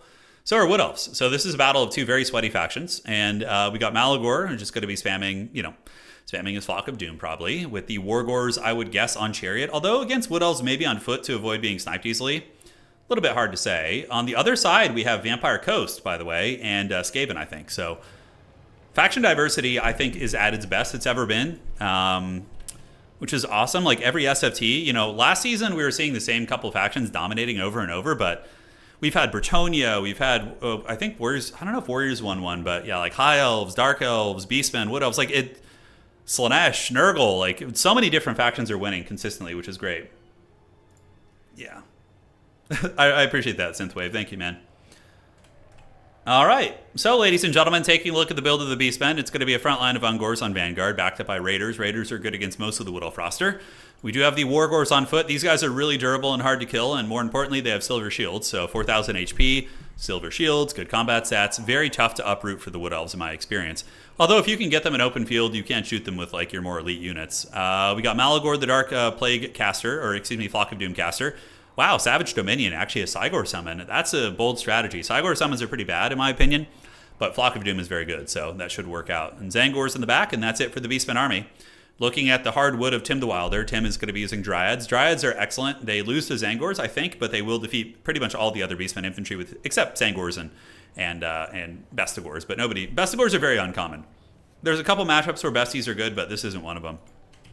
Or not, I wouldn't say good, but viable. Niche, fringe viable. Here we have Eternal Guard in the secondary with Glade Guard, so it's going to be a big missile line here for the hardwood, and also we do have a Spellweaver, a Beast with Flock of Doom, so Flock of Doom is all the hotness right now, obviously. And here on the outside, we got Waystalkers. So the Waystalkers with Arrows of Kurnus are very, very hard to deal with.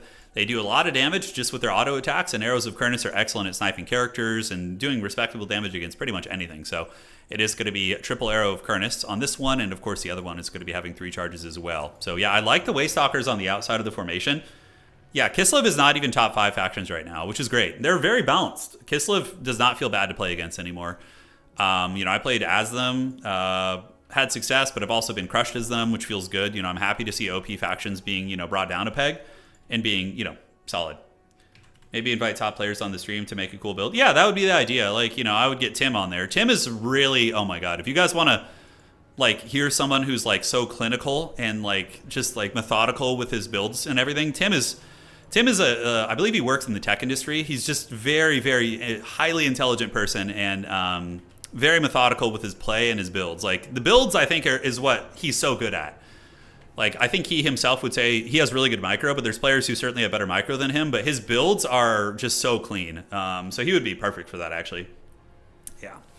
Now, Tim is going to be pulling back here. He's retreating back to the Beastmen aggression, which makes sense. You don't want to try and meet the Beastmen head up. You want to make them overextend a little bit. But if you're the Beastmen, you also don't want to be taking the bait. I also don't like the fact that nobody's grabbing this high ground point. A little bit of a blunderooski. That Waystalker should just be sitting on that point to get the capture weight. Meanwhile, the Beastmen sending up its Tuskor chariots. So here they come, and the Tuskor chariot's going to be rolling. But we do have Tim with his Glade Rider spears in reserve. And they're going to be charging over the hill. That's actually really cool, ambush. It's like the chariots couldn't see over the hill, and they get charged. And, yeah, that was actually really cool. A couple of them do get run down by the chariots on the way out. But overall, the Glade Riders do manage to get the job done, forcing back the chariots. And now Tim's archer lines are going to be teeing off here. So here they come, and yep, they're just going to be wrecking the Beastmen archers. So the Ungor Raiders going to be eating the Unga Bunga and taking those shots like absolute champions. More Raiders moving up for Maverick Sloth to try and get in position. This is an RTK Civil War. So these two players are RTK. I believe Tim played in another tournament today. We had one tournament this morning, more EU-friendly times. Granted, this one is pretty EU-friendly as well, but yeah, this is the second tournament. So Beastmen do have the objectives, though. So, you know, Maverick Sloth, despite being slightly behind on value, is doing pretty good on the objective situation. If he had just sent like one Vanguard unit to get that point there, that'd be good. Arrows of Kern is doing work. Immediately melting the Zangor. And oh my god, the Forbidden Cygor summon. I actually think one Cygor isn't a bad pick against like range factions sometimes as Beastmen. So he's going to be dropping that boulder from downtown. Oh, there he goes. He's got an Olympic arm on him. And the boulder's going to be smashing through, and not quite. Okay. Bit of a swing and a miss there. And the Cygor, unfortunately for it, will be disappearing in about 30 seconds. So overall, the Beastmen are holding the line, but the Dryads are getting through, and now Zangors will be engaging against Dryads, and they will do very well because of their magic damage, surpassing the Tree Spirit defenses. Tim is sitting on the objective here with his Waystalker. Oh, no, Tim, don't move off the point. Oh, what a blunder. So Tim moves off the objective, and that is like a little play that if the game is close, could cost him the game, right? He does not have this objective and is moving his Waystalker in. He should have just grabbed it while he was there. But the Wood Elves are holding back the onslaught. You can see right here, the Beastmen have been stifled. Here, though, the Beastmen do get into melee combat with some of the Glade Guards, so a bit of a rare miss micro from Tim. While the Cygor are actually doing some respectable damage against the archers. You can see some of the archer lines are getting tattered, but yeah, the Wood Elves are holding here, they're holding here, they're doing fine here, and now we get some of the Wildwood Rangers being brought out, so some of the armor-piercing boys. But Beastmen do respond with a mobility core, so we see 2 units of Tuskor Chariots as well as Centaurs. Centaurs getting a nice charge into the Glade Riders, will be very cost-effective, and Wargors are going to be diving into the secondary here, so we got 2 Wargors diving on both archer units, while the Glade Riders try and absorb the charge, maybe mitigate some of the damage the Wargors will be delivering. In the Cygor, its binding to reality has worn off, and it is going to be running. Tim now going to be trying to ninja the middle point using his Waystalkers. Arrows of Kern is coming in, ripping into the archers here, doing some good damage. Poor Cygor, he was too good for this earth, but the fact that Tim didn't get this high ground point really is going to be allowing Maverick Sloth a lot more time in this game. Pure pain. So are the Beastmen going to be able to hold back the Wood Elves? Looks like they're, you know, kind of keeping them from getting up on the objectives for now. We have Chaos Spawn. Oh, what a Chad using Chaos Spawn. So Chaos Spawn actually, you know, pretty good in this fight. Chaos Spawn are gods here against low armored infantry, right? So they're really good against Wildwood Rangers, against Dryads, and now the Centaur is going to be coming back around. I love the use of the Chaos Spawn, although I really don't like the fact that he just dove the Chaos Spawn into a spear unit instead of just leaving it right here to kill these guys. So a bit of a blunderooski right there. Chariots penetrating into the secondary. Tim is having some problems dealing with the Beastmen mobility. Value trading is very even, though. A little bit of a favor for Tim the Wilder here, but it's pretty close. All it takes is one big engagement to turn that. Definitely would like to see the Wild Hunters of Kernus being called out, but looks like Tim is going to be rather calling in more Eternal Guard just to try and spear and you know, keep things in place. But Maverick Sloth is microing really, really well with these Tuskor Chariots. This is my opponent from the first game, by the way, that we had a really close match with. But the Tuskors, yeah, doing nice work. We do see the Dryads getting run down pretty good-like. Meanwhile, Malagor the Dark Omen going to be flying over, dropping a sweet Flock of Doom there, so that's a really good cast. Going to be hitting Glade Riders, or Glade Guard, as well as the Eternal Guard here. And now, Malagor and his Wargor is going for a kill on this character here. Malagor is not a bad fighter. He's not amazing, but, you know, certainly going to be helpful in this 3v1. And it looks like this Waystalker probably will die and or be routed off. The Wood Elf's going to be pulling back some Eternal Guard to try and salvage that character, but I don't know how that's going to go.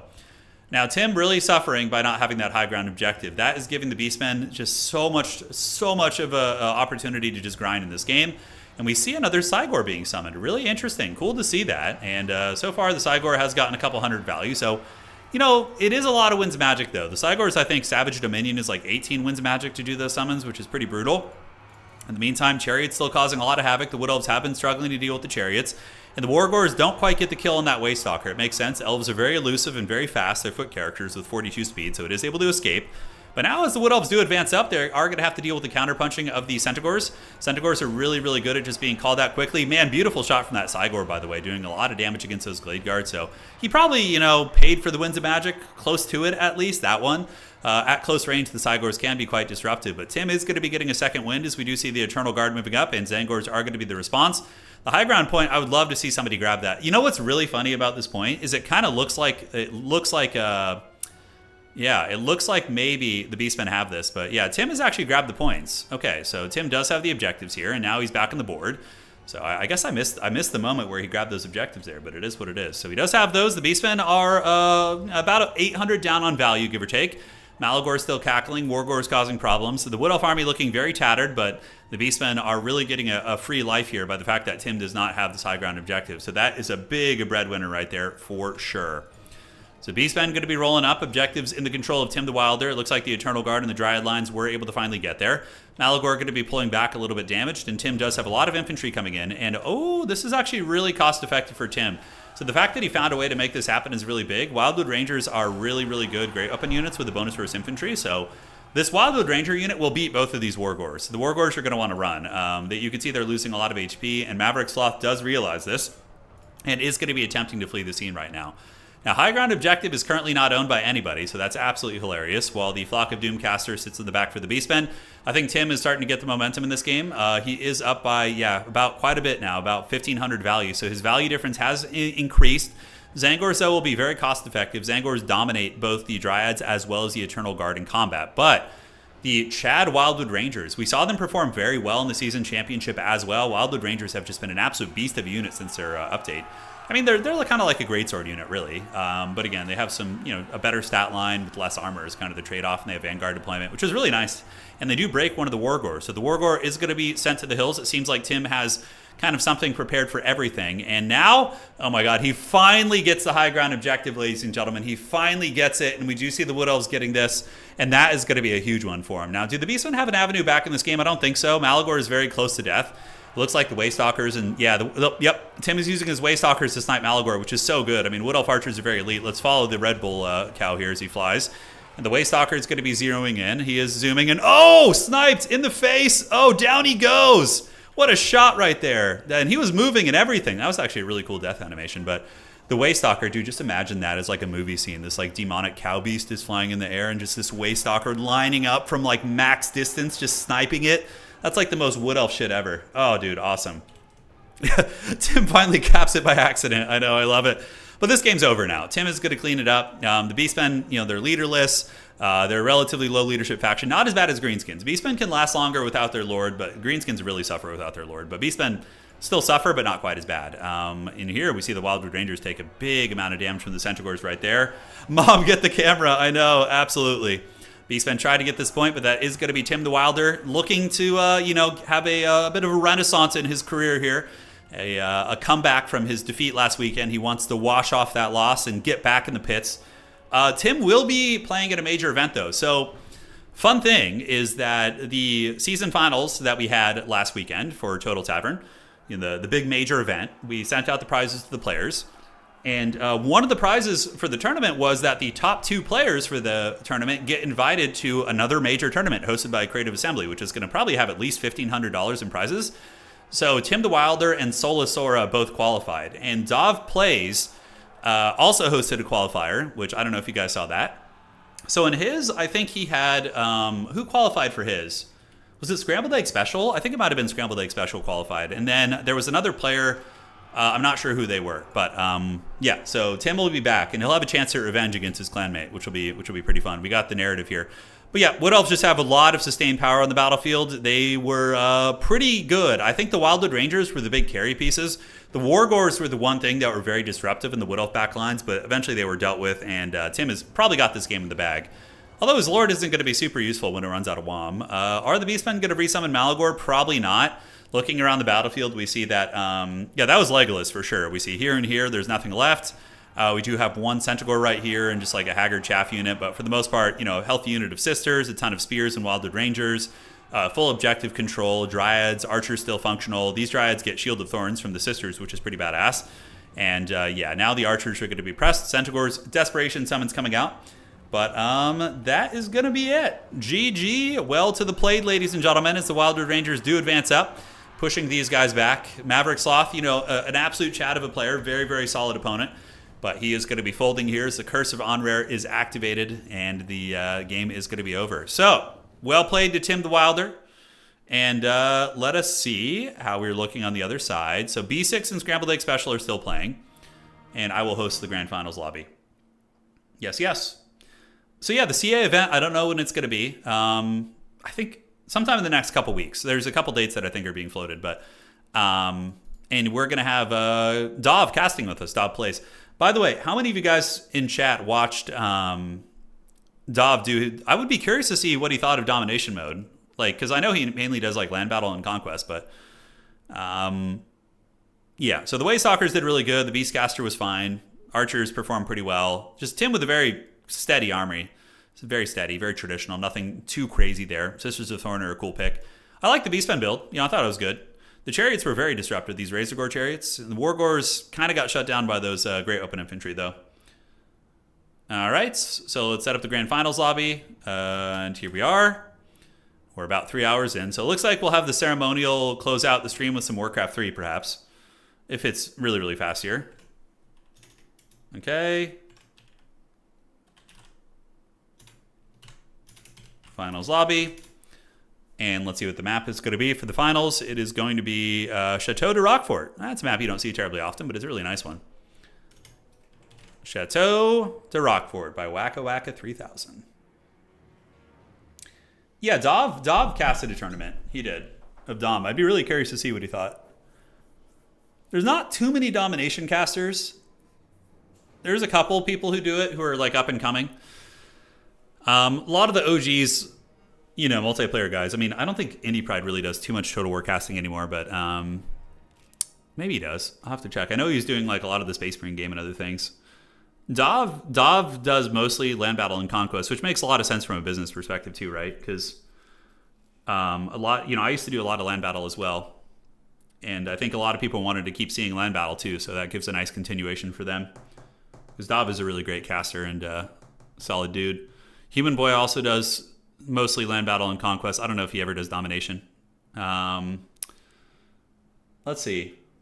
Yeah, there's not too many. Waka Waka, he's coming. Next DLC is the Return of the Green Knight. Yeah, it's just the Green Knight DLC. Yeah, Wood Elves looking really strong though. We could get Wood Elves versus Coast in the Grand Finals, or B6 is playing what? Let me see what the old B6 is playing. So look at SFT declaration. B6 looking for that. Oh, Lizardmen. Oh, okay. Lizardmen are probably better against Wood Elves, although, yeah, I would say Lizardmen are probably better against Wood Elves than Vampire Coast. Oh, you're streaming tonight. Oh, you're playing tonight, Harrison. Nice. If I don't end up going to play tabletop tonight, I might actually play in your tournament. So, yeah, we can, at the end of the tournament, Harrison, we'll shout it out. But if you guys want more tournament action, Harrison is hosting a tournament tonight at 6 o'clock. So that's going to be 2 hours from now, which I might actually play in just off stream and just get some cool replays. I think that'd be fun. Play some Shorfs or some Warriors of Chaos. Did you and the lady watch the From season finale? I know. Yeah, talk about leaving you on a cliffhanger for 2 years. Jesus. It was really good, though. So here we are. And yes, if you guys are interested in playing in the tournament, you just need to be in our Discord. And of course, here's Harrison's tourney. Yeah, I know. We watched it. It was great. We watched the 3 shows we're watching now are we just finished watching Cobra Kai. From is quite good. We watched this like really kind of wholesome formulaic show called SWAT. It's just like about a SWAT team in the LAPD. It's really fun. It's with the character's name is Hondo. It's just wholesome. It usually works out. It's just, you know, when we want to build miniatures or like she works on her art, we put SWAT on. I like police shows a lot. Police shows are always really fun. Yeah. You gonna play the new co-patch? Maybe. I wouldn't be opposed to trying it. I think I want to wait for like a big like DLC or update for Co, and then I'll hit it hard.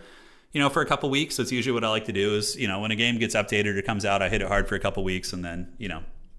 Yeah, we finished Penguin. Dude, talk about a freaking brutal ending. And no spoilers because a lot of people probably haven't seen it, but dude, the Penguins, Gilmore Girls, but in SWAT suits? Oh, that's funny. Oh, man. Yeah, the Penguin ending was freaking brutal. Oh, my God. I was not expecting that. Yeah. SWAT is the Bible and Hondo is our moral compass. That's really funny, darling. That's really funny. All right. So is that game finished? Let me check on the other side. Tim the Wild, they're coming for the fat tournament win here. Still waiting on the other game. Okay. They probably took a long time with their builds. Oh, God. Don't bring the Rings of Power into this. No, please. You're going to summon Professor Pone. He loves the Rings of Power. Brutal WoW spoiler because he's summoned anyways. I didn't even need to say anything. I really tried to go into Rings of Power with an open mind. Like, I didn't want to be one of those, like, just player haters who just, like, you know, hated it because everybody else hated it. Like, I really tried. You can ask my wife. I was being optimistic about it. Dude, like, in the Rings of Power, all I wanted was one big, you know, Peter Jackson trilogy-esque fight that was, like, had an epic charge. And then in Rings of Power, they give you an epic charge and then it falters at the last second. You're like, dude, that's like the fight scene we've been waiting for. Not some like scattered shitty melee. Give us like an epic charge. And then they just blue ball you and that was it. And then the fight scene after that is just super lame. You're like, God, dude, just give us a Peter Jackson charge, you know? That's all I want. Yeah. Oh man, you're rewatching X-Files. That is old school. That is old school. Yeah, it is funny, Puggington. Yeah. Yeah, see, Anna's backing me up. He says, I did try. Even when threatened with divorce based on secondhand embarrassment, I did try. That's right. Oh, God.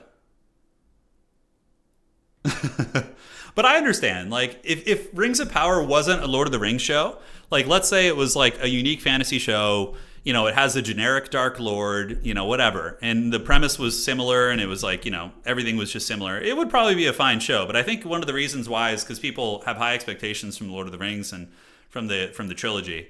Granted, I mean, The Hobbit was an atrocity in many ways, the Hobbit trilogy. But even the Hobbit trilogy had some fun moments. But it was really, the Hobbit trilogy was really freaking haggard. Like the dwarves, like in the deep, so like the dwarves, like in the barrels or when they're in the goblin mines, like defying the laws of gravity and doing like backflips off rafters and shit. Like that was really bad. That was very upsetting. I remember like the dwarfs, like what they were doing acrobatically in those movies was just obscene. Yeah. Hey, Turin, how to get into Dom tournament level of playing? Oh, just get in there and play. We have tons of new players who come in. You get karate chopped, and then you end up playing people your skill level. We also have new player tournaments. Let me show you guys real quick while we wait. We'll be ready in a minute. All right. Let's see here. So, yeah. So, right now, Human Boy, for example, hosted a new player land battle tournament. We have had a tournament last night. We had one now. Harrison is hosting one at 6 p.m., we have a new player Swiss SFT domination tournament. So this is coming up on the 30th, so 4 days from now. And it's for new players only. So it's a domination tournament like you're seeing today just for new players. Yeah, shout out to Maverick Sloth for hosting that. And yeah, we got a lot of new players. Here's another new player tournament, but that's for conquest mode, so it's a little bit different. But yeah, overall, you know, a lot of tourneys coming up. So you just get in, get involved, have some fun, and that is that. All right. And where are we at? So let's go back to the primary game here and see how we're looking. Fire Over the Misty Mountains Cold, that's so epic. That was the most hype moment for sure. Do we have the winner yet? No, not yet. Okay. Man, they're taking their sweet time with that game because like the Tim game wasn't quick. It must just be someone needed a couple minutes or something. How much of a boner did you guys have when they first released the Hobbit trailer? And they had the scene of the dwarves sitting around the fireplace singing the Fire Over the Misty Mountain song. You know, God, I was so excited. I remember being so optimistic about the Hobbit series. There were some scenes that were fun though. Like the Battle of the Five Armies wasn't like perfect, but it had some epic moments. Like when the dwarf, it was really stupid though. Like the dwarves like charge with their phalanx, and the elves like literally jump over their shields to fight in melee. It's like, dude, you're archers. Stand behind the dwarves and shoot your bows while the dwarves like keep them at bay. It was like there was a lot of stupid shit like that, but it was kind of cool when like Thorin like led the charge of the dwarves. Remember from the mountain. That was a kind of a fun scene.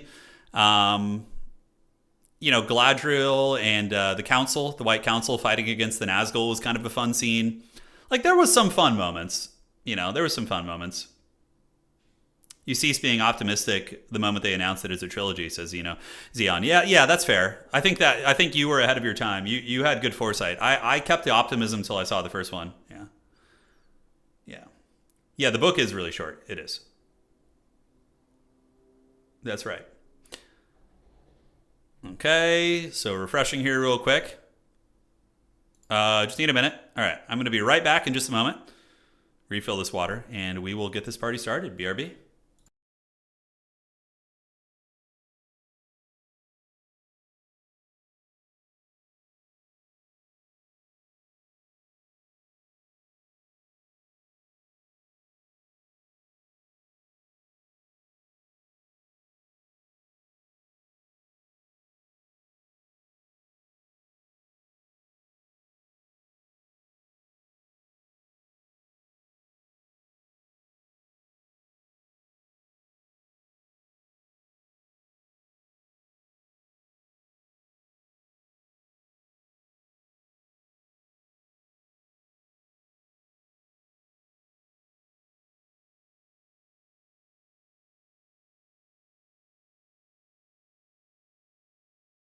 All right, guys. Do we have the finals yet? Let's see. Wow.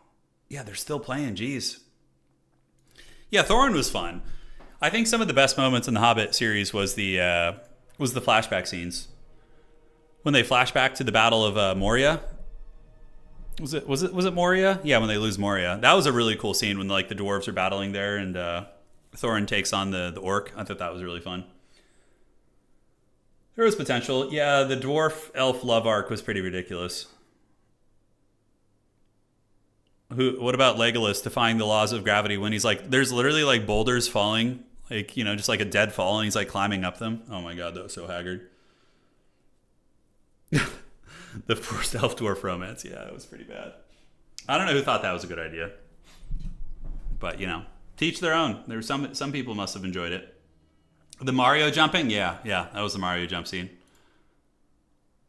Okay, let's see here. Thorin and Bilbo also had a cool dynamic throughout the movie. Yeah, they did. It wasn't like, that's the thing, right? Like, there were some elements of the Hobbit movies that were enjoyable and fun. Like, some characters were cool. Like, Bilbo's casting was god tier, right? Gollum was great. Thorin was great. Gandalf, you know, Ian McKellen, Galadriel, Saruman, like really fun characters that were brought back and had some cool performances. But the Rings of Power, just there's very little there that tickles my pickle. Very little. Yeah, and they just threw Legolas in there, right? Yeah, Martin Freeman was a really good Bilbo. He was really, really good. Gimli had a crush on Galadriel. Yeah. Did Gimli have a... So I haven't read the Lord of the Rings book since I was like a young teenager. But Gimli... Isn't he just like enamored with the gift more so than like having a crush on Galadriel in the books? I don't remember, but I know if Gunhound is here, he would know. He's like the Dark Lord of Lord of the Rings lore. Yeah, I'd probably watch it, Katarina, for sure. I'll watch that. I'll give it a check out. Peter Jackson became director last minute when Del Toro left. Yeah, he had 3 months to prep instead of 3 years. Yeah, okay, that's fair play. Yeah, what were memorable scenes in the Rings of Power? Probably the most memorable scene for me in the Rings of Power was the intro scene at the very first episode when they show some of the battles, like the early battles between the elves and the forces of Morgoth. Was it? Yeah, that was kind of a cool scene. Like, I love those like Lord of the Rings montages that give like a historical flashbacks to these like moments of epic grandeur. I think that's really fun. Okay, Vampire Coast versus Wood Elves. We're set in the finals, so this has got to be an incredibly hard matchup for Coast, I feel. Mortars for days, maybe. Maybe we're going to see some mortar action. Not so much a crush, but he's awestruck. Yeah, exactly. Yeah.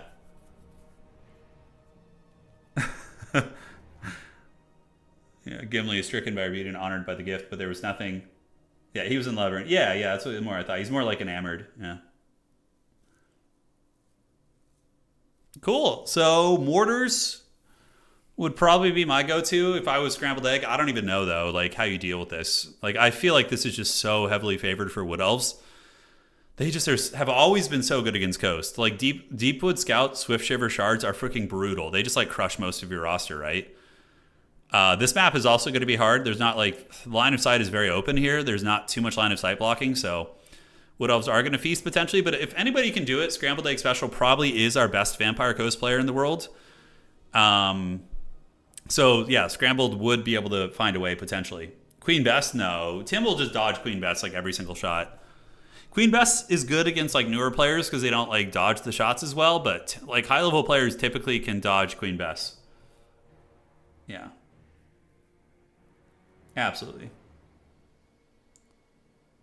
Let's go Coast, get the Elven Booty. This is an awful matchup for Coast. It is.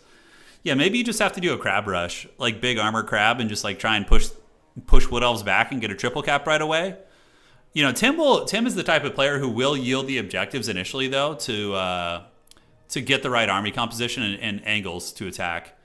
So maybe you got to take advantage of that and just try and hope you can Helm's Deep win. I don't know, man. Yeah, so maybe like 4 gunnery crabs, 4 big armored crabs backed up by, I don't know, depth guard. Feel like they'll get sniped too hard. It's brutal. The giant enemy crabs, yeah. Rings of Power has a lot of memorable moments, but not for the right reason. I haven't seen the new Dune series, the one with the Bene Gesserits. I have not. Yeah, I have not. He might be able to do a mortar bat bomber combo. Yeah. I think mortars are your best friend here. Probably like triple or quad mortar even. But you're going to have to be really on point with your defense using scurvy dogs to fend off the Glade Riders. Because they'll be, Tim will be maxed out on Glade Riders for sure. But mortars can be good against elves for sure. They can generate steady value over the course of a long game. Yeah, I mean, dickhand mobs get wrecked pretty bad by dryads, like horribly. Like if a dickhand mob fights a dryad, it's going to be like a 70-0 exchange. Like the dryad will have 70% left and probably 0 HP, maybe even worse. The new Dune show is not fun. Yeah. Well, we'll see. I'll give it a look. Doesn't it focus on the Bene Gesserit? So it's the whole, the order of the Bene Gesserit and all that.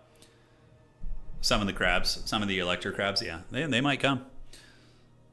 All right. What's it going to be? Tim the Wilder is ready.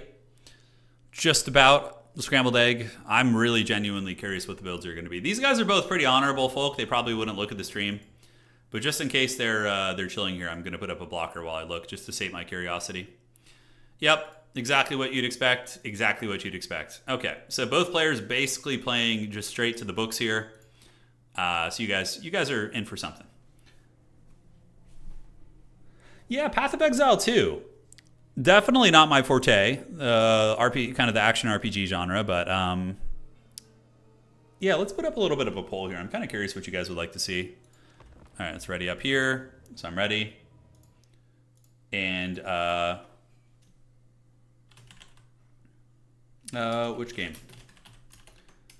Classic. These are a couple that I've been kind of juggling around as like some off streams, just something that's not like the usual stuff. So then we can do, yeah, that looks fun. Then we got that, yeah. Or, I don't know, what other games do we want to mix in? I think that's probably fine for now. These were a couple I was looking at doing. Because I was a massive WoW addict back in the day. And the fact that there's all these classic servers now, I'm like, ooh, God, it's calling to me. So I think doing like, a classic WoW run could be very fun. But Path of Exile 2 could also be fun too. I've never played the first one, so I have no idea. Yeah. And I mean, look, we might do all of them. But classic WoW, we would get a crew together and level up and just kind of do our thing.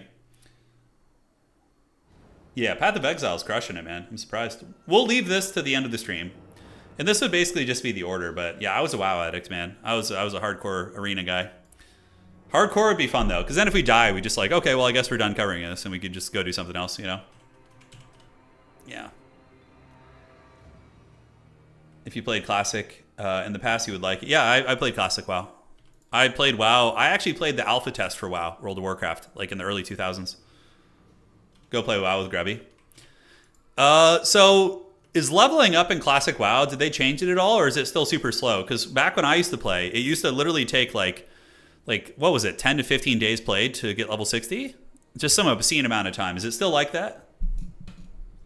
One of the anniversary Classic realms right now. Haven't played in forever. Yeah, that'd be funny. Well, you guys vote. We're going to let this run to the end of the stream anyways. All right, ladies and gentlemen, here we are in the grand finals for today. It's going to be your boy, Tim the Wilder, coming off the second place finish in the championship last weekend, playing his beloved Dryads. So he does have the Dryads in the front, one of the better infantry choices against the Vampire Coast. And he does also have a lot of Glade Guards. It's going to be Glade Guard into the Sunset, which are just amazing here. They wreck all the light armor, like Mourngulls, any of the infantry, the characters, right? The Glade Guard spam is very cost effective with a couple of Eternal Guard mixed in, and Tim going to be using a Spellweaver of Life.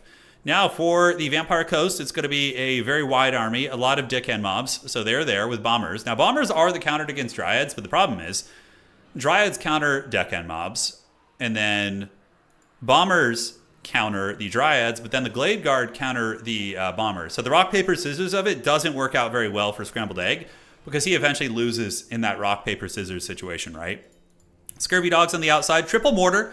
So what we talked about, mortar spam is very good here. And it looks like it's going to be 3 of them. So he will be shelling the elves pretty effectively. Mourngulls on the outside, probably going to be used to defend the mortars. So he's just going to be using their stock ability to defend those bad boys. And I would like to see the mortars maybe set up out here and just right on the spawn point and then use them to shell objective 1 and 2 up on this hill here and then contest those 2 points and see how it goes. But yeah, that's going to be it. The caster is going to be a vampire caster with Gaze of Nagash, as well as the Black Pariah Pit, which is one of the better items in the game. Basically, when you cast this, it gives you a lot of Winds of Magic, so you're going to be able to get quite a bit, and the recharge rate is good as well. A bit faster than 2004, but because everyone knows leveling pass and add-ons now. Yeah, add-ons, so there's a lot of add-on action, isn't there? I mean, with the good guides, you can get it done way faster than 15 days played. Yeah, and it's hardcore, right? So I probably would die at some point or other. Are people playing on a hardcore server? Like on the hardcore WoW servers that, like, you know, I saw Grubby playing on, for example, is it PvP?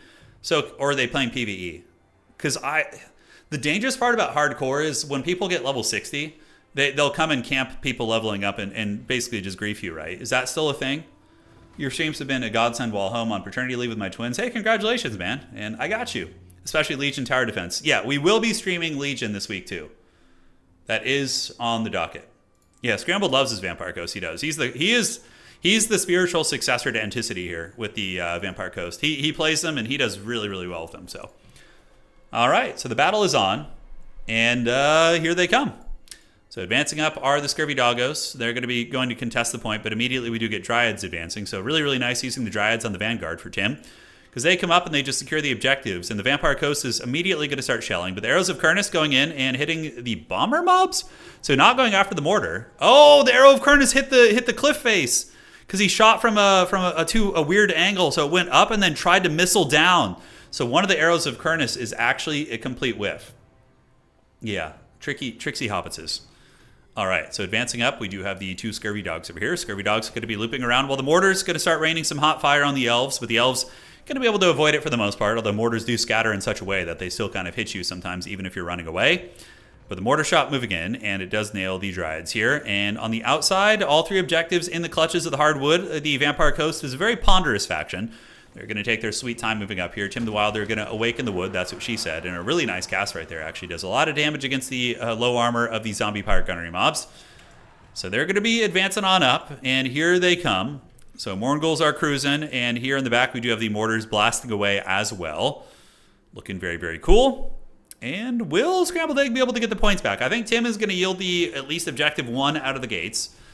Mortars are going to need to get in range of the archers, because that's what needs to be dealt with. I mean, dealing with the melee elements of the Wood Elf army is already hard for Vampire Coast, but archers are your biggest problem. So you want to get the mortars zeroed in on the archers if you can, which is going to take some time. And Vampire Coast is down by a fair amount of points, 178. You know, the triple cap out of the gates is very, very tough to deal with. So two Scurvy Dogs heading over to the point. Morngul's also creeping up, so that is going to be providing a little bit of capture weight on objective 1, while Tim the Wilder encircles with his Spellweaver of Life, looking for his prize. And have the mortars found a target yet? As it currently stands, the mortars are sitting back and being very conservative. I would like to see the mortars moved up the hill a little bit, just like here, and maybe up here, so then you can start pressuring the archers. Arrows of Kurnus coming in, not really doing a lot of damage. That is one element that hasn't been too devastating so far. We do see the Eagle character and the Glade Guard getting some cost-effective shots on these Scurvy Dogs here, while the Morngulls do try and defend the position. Objective 2 is firmly in the control of the hardwood, and are the coast minions going to be advancing up to try and grab that? As soon as they do, there's going to be a lot of archers. It's going to be like that scene in American Gods where like a million arrows just like annihilate those Vikings. On the other side here, the Scurvy Dogs encircling, looking to maybe feast on the Waystalker, but Tim is not going to let that happen for free. He's going to be attacking with the Eagle, and also is going to be having the Dryads come over to make sure nothing bad happens either. But one objective is taken by Coast, so now Coast just needs to get a double cap, and basically just try and hold that for the rest of the game is going to be the idea. Are the mortars moving up? We do see them advancing a little bit, so the slow push is on the way. Scurvy Dogs are pretty awesome because since they're undead, they don't really break off and run like Chaos Warhounds do, so you can be a little bit more aggressive with those bad boys. So they're going to be fleeing around. Objective 2 is still up in the Wood Elf hands. We don't see Scrambled Egg moving up for it.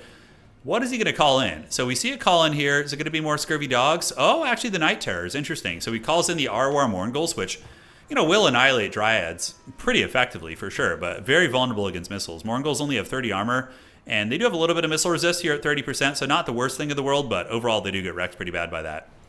Oh shit, okay, Spellweaver taking quite a bit of damage. It looks like Gaze of Nagash. Okay, so Scrambled Egg using the Black Pariah Pit and using Gaze of Nagash to nuke that Spellsinger. Okay, Spellweaver, excuse me. We're not on the regular elves, the high elves, but yeah, that was a brutal shot right there. A lot of HP damage. So yeah, using the Gaze of Nagash to kind of keep them at bay is a really cool tech. Mortars, unfortunately, wasting ammunition into the Waystalker here. They're going to want to be shooting the Deepwood Scouts. And we do get an Arrow of Karnas coming in. And is it... Oh, it hits the hill again. So Tim is really having unfortunate, luck. I wouldn't say luck, but unfortunate angling with his arrows because the units were still on the downward slope. So the Arrow of Karnas tried to have the most effective tracking, which took it through the low ground here. So that is very tough. Yeah, overall, Vampire Coast has been pretty lucky to not get nuked worse. But they're going to need to get an objective here soon. And, I do like the playstyle here for Vampire Coast. Like, they know as long as they can get the objective and maintain a double cap, they can win the game, even with the length that Tim is ahead by. If they can just get this one soon, they'll be all right. So another Arrow of Karnas coming in. What's it going to be going after? Bomber Mob here. And really, the Arrows of Karnas have been very ineffective here so far. Have not been doing a lot of damage. And now the mortars are going to start saturating in. So Tim might sound the horn of war and advance up. We're going to have to see. These guys are being hit. Tim trying to dodge, but a couple hits here, just like tertiary shots on the side of the formation. Nothing too nuts. Another Awakening of the Wood going down on the Bomber Mobs. Meanwhile, Objective Dose is still owned by the Wood Elves, man. They're still hanging in there. They're going to have to engage soon. Scurvy Dogs looks like they're going to be looping around, trying to maybe get on the archers here in the back. It looks like that is the idea. There are 3 archers that are very lightly defended here, so if he could feast on those, that would be a big win. But I don't think Scrambled Egg Special can really let his opponent get the objectives again. He can't afford to be triple capped. Otherwise, it's going to be a 3-cap situation, which is very hard against Wood Elves, right? Because they're very good at and fast and can contest the objectives. Another Gaze of Nagash going to be going down. Is Tim going to dodge it? Oh, he gets nailed partially, but he does dodge it. So really good micro from Tim, and the overcast damage on the Vampire Fleet Admiral is actually pretty considerable as well. So the battle is on. We do see the Bomber Mobs throwing here, but really good micro from Tim. He pulls his Dryads back and uses Awakening of the Wood. Deckhand Mobs versus Eternal Guard, and now we are going to be getting the Depth Guard actually advancing up. So they're probably going to be focus fired very heavily. We do see Bomber Mobs getting Shrek'd really badly here. And look at this. All right, so we get the triple Bomber call in. Where are they going to go? Are they going to dive these archers? They're going to be really vulnerable. Scurvy Dogs do get on top of these Glade Guard here, so that's going to be one archer shut down. And now we see these ones being hunted very heavily by the Bomber Bats. So potentially a big opportunity for Scrambled Egg here. If he's going to be able to fold up 3 archers here, that is going to be just a huge win. Although there's so much crossfire, but big salvo going down. One archer does get nuked into oblivion. The other archer here gets feasted on by the Scurvy Dogs. And now the Deck Chopper Bomber is going to be switching onto the Glade Guard. And Tim doesn't seem to have the answers nearby to really effectively deal with them. I mean, yeah, here comes the Spellweaver, though. That is the answer. The Eagle will be able to put some pressure on. So on the side point, Bomber Mobs are struggling, and the objective is owned by the Vampire Coast. Morngul's going to be purging into the secondary, hunting down the Deepwood Scouts, which is pretty cost-effective, and the Bomber Mobs do get a couple salvos off before they die. Mortars are shooting effectively into whatever they can, Dryads and or Archers, and the Scurvy Dogs are feasting like the Heathen Kings of old, while the Morngul ROR, the Night Terrors, do get a good flank up through the middle, and are able to shut down a handful of the archers. So even though the Bomber Bats are going to go offline here, I would say that the value trading there wasn't the worst thing in the world. Getting rid of the archers is going to allow the melee elements of the Vampire Coast army to do a lot better, and those mortars are going to be printing pretty consistent value over the course of the game here. Granted, Wood Elves do have good capture on this. We see a lot of the Vampire Coast units overextended here. Tim able to get a really good kill zone, and is just melting those Mornguls and those Deckhand Mobs. Despite being very healthy, they're not in the best shape. And now Scrambled Egg looks like he's going to be advancing up his reserves, figuring he doesn't need to defend his mortars as hard. Rather, contesting the battlefield is going to be a little bit more important. Deck Dropper Bombers now going after another Archer unit, and they're pretty good here. They definitely do a lot of damage against Archers and light armor. Middle objective is owned by Wood Elves. Depth Guard going to be trying to find a fight here, and we're going to see what kind of engagement they can get, and they do a lot of damage. Mortars are now zeroed in on the Archers here. They haven't done a ton of damage so far. It seems like we have 0 kills, 9 kills, and this one only has 9 also. So a very low amount of damage, and Vampire Coast looks like it's going to be losing the side objective. This has been considered for a long time to be a very cursed matchup for Vampire Coast, but it is what it is. It's still interesting to see, because that's what's cool about SFTs is even though you might run into hard matchups sometimes, you still get to play them, and you never get to play them normally because they just are banned or avoided. So it's cool for you guys as well, because we get to see, uphill battles and underdog situations, which I think is very fun. But overall, Scrambled Egg is in a very precarious position. He's got the Halberds moving up, but Tim's Archer line has restabilized. Oh, Wildwood Rangers, too, are going to be super good here. So the Wildwood Rangers, so badass looking. They're going to be advancing up with their great weapons, looking to chase into the Depth Guard over here. So the Depth Guard will, honestly, it's a pretty evenish trade probably with those units. We do see the Night Terrors surging forth, trying to shut down the Archers, but they're going to be intercepted by Spears and by Glade Riders, which is going to be hurting pretty bad. More Depth Guard on their way out. Currently, the value lead is 5.8 against 4.1. Spellsinger does have Earthblood, though, so that also is a little bit tough. And we see the Vampire Fleet Admiral using the Invocation of Nehek to try and stabilize a little bit, but they're having a lot of trouble just getting onto the points. More and more zombies waddling, but their 14 melee attack on these halberds going to be pretty awful against the 44 melee defense of the Eternal Guard. And Scrambled Egg knows it's over and is going to be tapping out. So GG, well played. Obviously, I don't blame Scrambled Egg for tapping out early. That game was over, and he's not going to insult our intelligence by dragging that game out. It is a very cursed matchup. I don't know even how you win that with Vampire Coast. I think Scrambled Egg could beat a lesser player on Wood Elves, but I just don't know how you do it. It just seems brutal. The archers are just so good, and it's very, very tough. So, GG, well played. Matchup for sure. Yeah, GG to those guys. You're welcome. Thank you, Tim. Well played to Tim the Wilder, getting the fat dub, baby. And now what we could do is we can close this one out with a little something fun. We're going to play a Warcraft 3 game. We are going to play a Warcraft 3, just to add a little bit of spice, a little seasoning to the cooking here. All right, so battle nets. And here we go. So I know we don't stream Warcraft a lot. So I think it's fun to kind of just mix in a game here and there. Plus we have all these cool new skins too. All right, so let's go here. Embrace the nostalgia.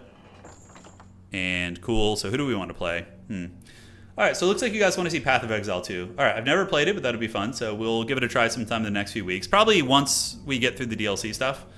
And here we are. Can you guys see anything yet? Okay, there we go. Great, great. So let's do a little bit of a human, maybe. I think human would be fun to close things out with here. Yeah, let's get it. Playing Tim, probably one of the best players. Yeah, Coast is hard countered there. I don't even know how you win that. I really don't. Like, I can't think of anything Vampire Coast can do to win that matchup. I mean, maybe on a flat map with, like, deck gunners, you could get some value, like, from really deep set, like, deck gunners, like, in defending them on a really open flat map. You could maybe pull some witchcraft, but I'm not sure. I got 4 characters to 60 in classic, not hardcore though. Oh, yeah. I would want to play hardcore mode. Oh, classic WoW 1? No. Path of Exile 1, followed by classic WoW. Okay.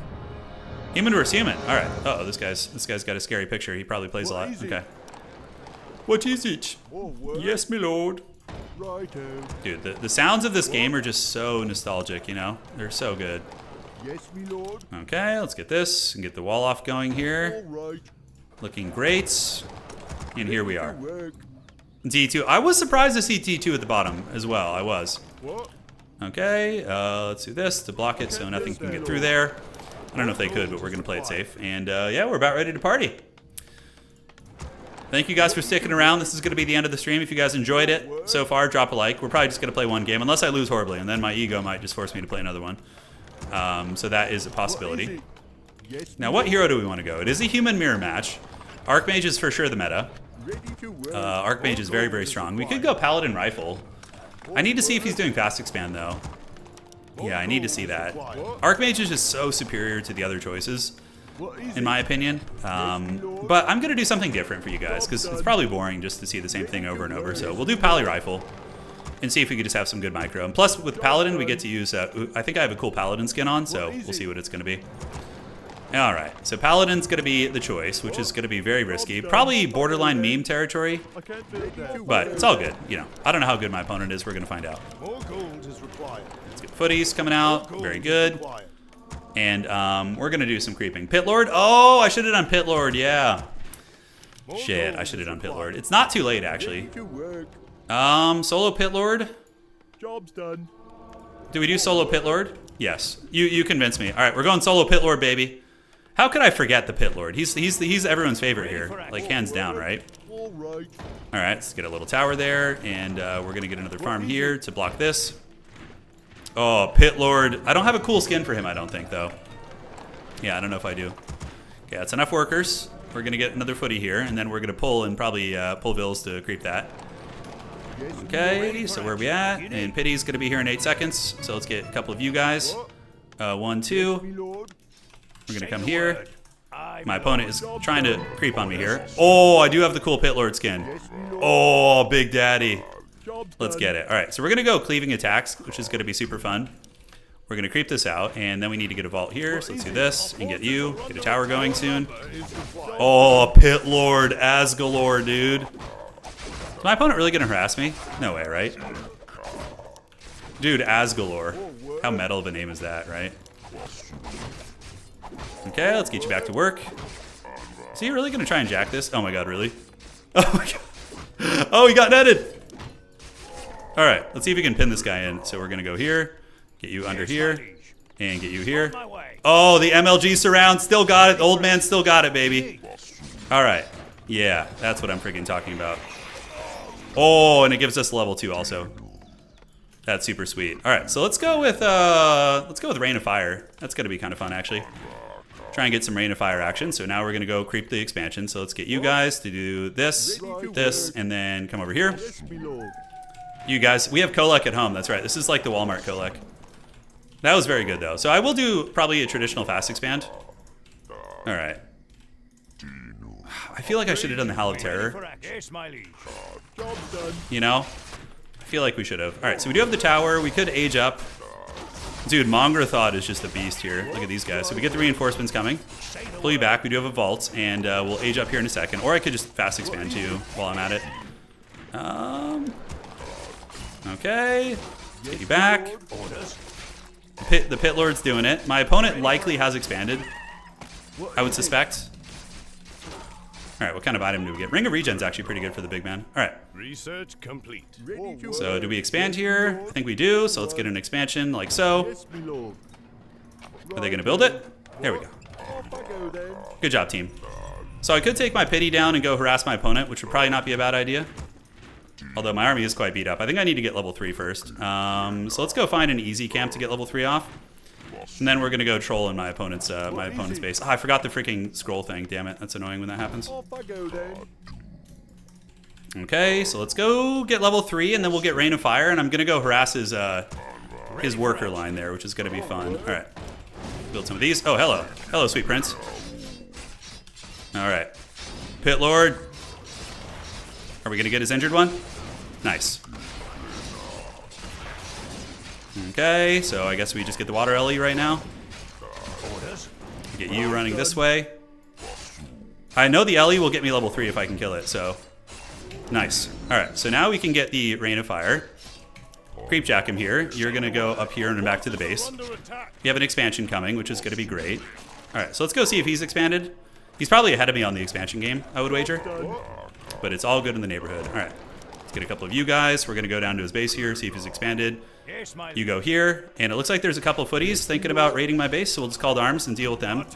Wow, no expansion, for real? All right, so we're just gonna go to his main base. I don't know what he's trying to do with those footmen there, but that's a mistake. Yeah, and you guys just get back to work. So no expansion. Is he memeing? Not memeing, but probably tacking to some sort of a cheese. Job's done. All right, so can we get into his worker line? I think it's worth. Yeah, so we're gonna start hitting him with the Rain of Fire here. Oh yes, Pit Lord. Send him to the pits. Oh yeah. You guys ready for more? Dude, he's gonna lose so many workers. Oh my god. Check this out. It's very lore friendly for the Pit Lord to like kill his own units there. Oh, he's losing so many workers. All right, so this is worth every penny basically, and we're gonna go ahead and probably get ready to age up here. So let's run away with the pity. In the meantime, yeah, we just run. We do this. We're gonna need more towers here and more towers. Dude, that was brutal. Homie lost a lot of workers. So that's gonna delay, I would say, his play. But he is tier 2, right? And I'm only tier 1, so that's tricky. Oh, I didn't mean to skip the agility tome. I just ran away because I was in a rush to get somewhere else. So that was obviously a mistake. Let's attack that tree so we can escape there. Dude, the Pit Lord was such a chad there. All right, let's get another tower because I'm going to be on the defense, right? So I need a lot of towers probably to try and hold. And we're going to go ahead and get a farm here. Get a little heal. Send you back there, and we'll take you out and just go creeping now. So let's go down here and get a shredder. We're only tier 2, or tier 1 here, but we do have the expansion, which is going to be menacing. And that's going to set him. Yeah, I know my worker's stuck. It's unfortunate, but it is what it is. Okay, so Mountain King's here. He's coming for the pity. Okay, let's do this. Let's see if we can get you out of there. You gonna survive, buddy? The Mountain Chad's probably gonna hunt him down. I can go harass his base too. It's probably gonna be a good play. Just like keep the pressure up there and yeah. Job's done. Job's done. Yeah, it's fine. We don't mind the footies because we have such a resource advantage. It's gonna be so good for us here. All right, so let's get you up here and here. And we're gonna go hit his mineral line. Not mineral line, I'm so like, the StarCraft mindset is still strong. Oh yeah. Eat the Chutu, Pit Lord. All right, is he gonna be able to break us here? Maybe so. Oh yeah, oh yeah, oh yeah, oh yes. All right, so we need to get back and defend now. Unfortunately, we did lose the tower. Job's done. Because now if we just defend, we just win, basically, because he's just out of steam. All right, so the Pit Lord is here. We're about to get tier 2. So we're going to grab this and get you guys to repair that tower. I guess I can. Okay, we need to call to arms. Come on, Pity. Because we have the backup base here, right? What is it? Okay, let's back to work. The Pit Lord is going to be a menace. So let's get towers and towers. Okay, back you go. Get that footy back. It's going to be very, very hard. We need to get you to go buy a second hero here. Because if I can hold, we just win. But there's a high likelihood I'm not able to hold here. So we're going to go ahead and call to arms again. Just force him back. Let's go ahead and go back to work. Okay, so we are causing a little bit of havoc there. In the meantime, let's get this. And get this. And get a barracks out here too. Because we're really pinned on the production department. And I should be able to grab a second hero, but I just don't have the lumber. Shit, this is bad. All right.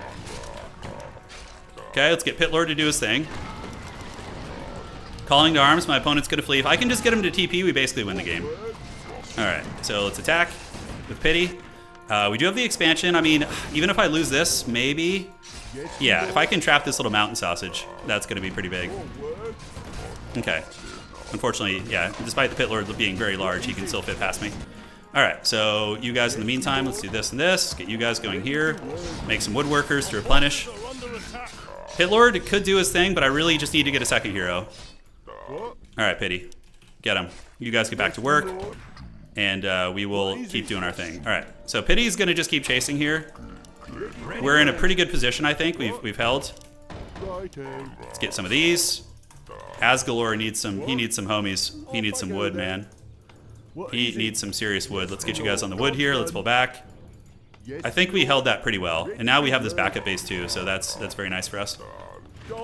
Okay, so let's get some Sorks are going to be fine, I think. Spellbreaker's not going to be super useful here. Let's get Footman and get the lumber harvesting. Pit Lord is level 4. We'll go creep this camp in the meantime. Get these towers all ready to go. So double tower, and let's get farms here.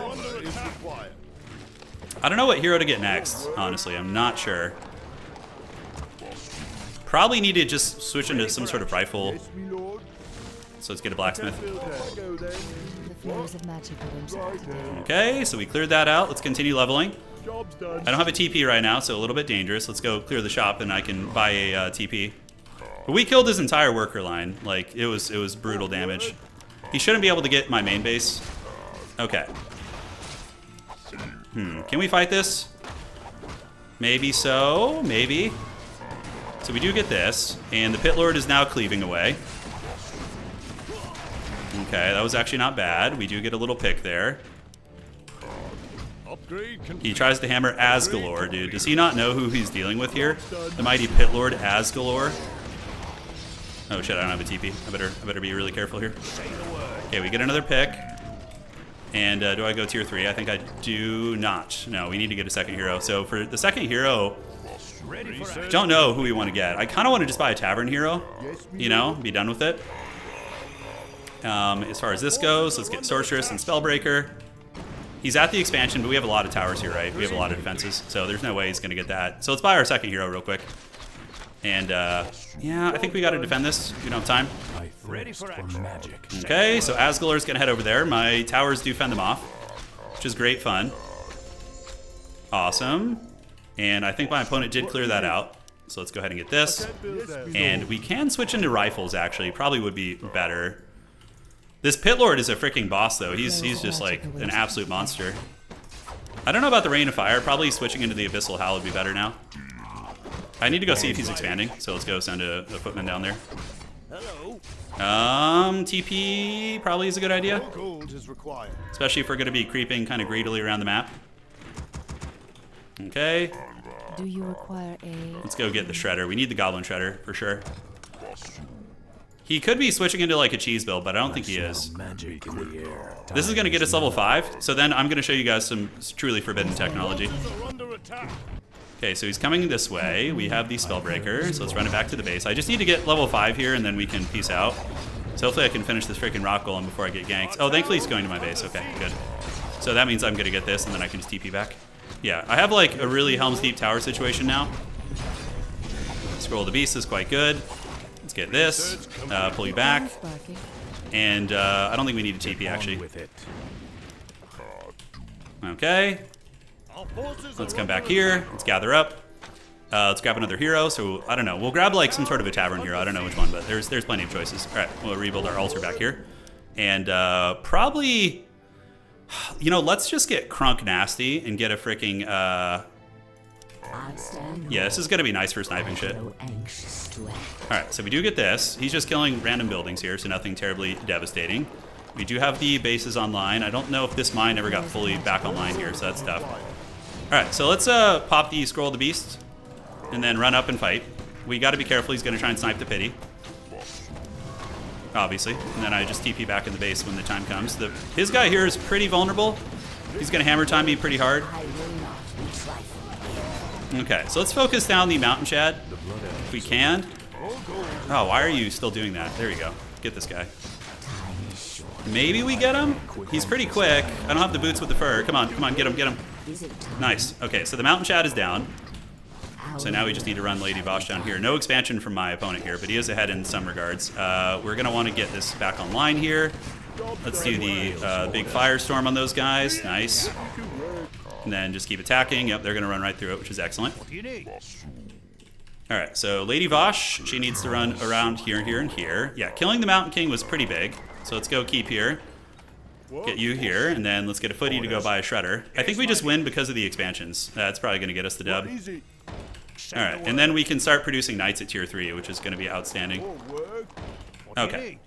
So Shredder of Lustria. Oh, man, he just ran past my Snake Lady and didn't realize it. Ah, he just saw. Okay. Let's see if she can get away. She's only level 1, so she'll come back pretty quickly. All right. I don't know if I need the Shredder anymore. Maybe that was a mistake, but, you know, who doesn't want a Shredder? You guys are about to see some cool tech, though. All right. So you come here and here. We're going to do this and this, so gather these units up. We got the castle tech on the way. The wood will be useful at some point. All right. So, damn, wrong one, okay. So we're going to go grab an invisibility potion. And my opponent's gold mine's going to run out soon, and we're camping with a footman here just to keep tabs on things. You guys like the We Have Kolek at home? I think it's pretty fun. All right. Yeah, once we get castle tech, we're going to be chilling. All right, Pity, it's going to go over here. He's level 5. If I can get the Pit Lord ultimate, I'm going to be so stoked. That'd be freaking awesome. All right, so he's looking to expand now. I'm going to buy this and the boots with the fur. How long does this last for? Oh, yes. So I'm invisible Secret Agent Pit Lord right now. I could do a little bit of creeping here, but I think I'm just going to play defensively and be careful. What is it? I can't build that. All right, Secret Agent Pit Lord. Job's done. Secret Agent Pit. Is he going to be able to get in? I think he has me effectively walled out. Yeah, feels bad. It's okay. We can just do this. Oh, yeah, boy. Oh, yeah, look at that damage right there. That's good. That's good, boy. Oh, yeah. That must be so freaking annoying to deal with, by the way. Uh-oh, the Mountain Chad's here. Now this is where the Pity runs away. We have Kolek at home. That's so funny. Okay, I get hammered, but it's really... With his regen ring, that's like really ineffective, actually. Okay, once we get the age up here, we're going to be in good shape. He does have a slight hero advantage on me. Let's take you and go scout to see. He must be expanding now. But we can continue to just raid his lines here. The invuln potion is off. Let's get a potion of invulnerability just to be safe. Could get a staff of teleportation, but now we have castle. All right, so let's get the upgrades. Let's go see if he's expanding here. In the meantime, we'll start creeping with this unit so they can come across and creep over here. And cool, so you guys just rally to her. Meanwhile, we go troll his expansion. Because, you know, that's the logical play, right, is the expand. Okay, how's it looking here? Oh yeah, boy. Pity's gonna feast. Okay, we got the creep going, so we're doing a little bit of dual playing here. Give me that experience. Oh, yeah. Okay, so he's going to have a bad time. I'm going to have Inner Fire Priest soon. And we're just going to keep trolling with the Pit Lord. In the meantime, let's grab this scroll. I think we could take that red camp probably. And we're going to run to his base. Dude, look at our peon here. He's gonna, oh, this is going to be so funny. Look at this. Oh, never mind, he's here. Okay. I think they can win here. Yeah, with the 2 rifles and stuff. Look, he's trapped in his base with his hero. Oh, yeah, I love it. Oh, yeah, give me that worker line, baby. All right. Here, let me help you. Okay, I'm out of here. So let's get this. Shit, I was not watching this creep over here. This is a dodgy one. Okay, we should probably get back. I didn't have enough to deal with that. We could take Asgalor over there and just crush it if we want to. Soon we're going to have our full combo online, so let's just get all these knights out. And, great. So we can fight a little bit here if we want to. We got the Big Daddy Pit here. Asgalor is the new Brutalist. He's all the hotness around the campus right now. All right. Let's get you guys. Do this. We got knights now. We could probably crush my opponent in open combat with all the knight upgrades. So I think we just go shut down their expansion and call it a day. Lady Vosh is going to get level 3 here. Asgalor needs his dreaded intelligence. Okay. Kill that red Drake, and then we just heal up, and then we attack. Do we have Inner Fire yet? We don't. Okay, we'll have it soon. So we're going to head to the expansion. Should be able to get that. He's got a couple towers there, but nothing too crazy. Let's get this. Just in case he gets like Griffins, I want to be able to switch to air. Dude, this Pit Lord is a one-man army, 100%. They have such cool voices, the Pit Lords. Alright. Let's go to the expansion.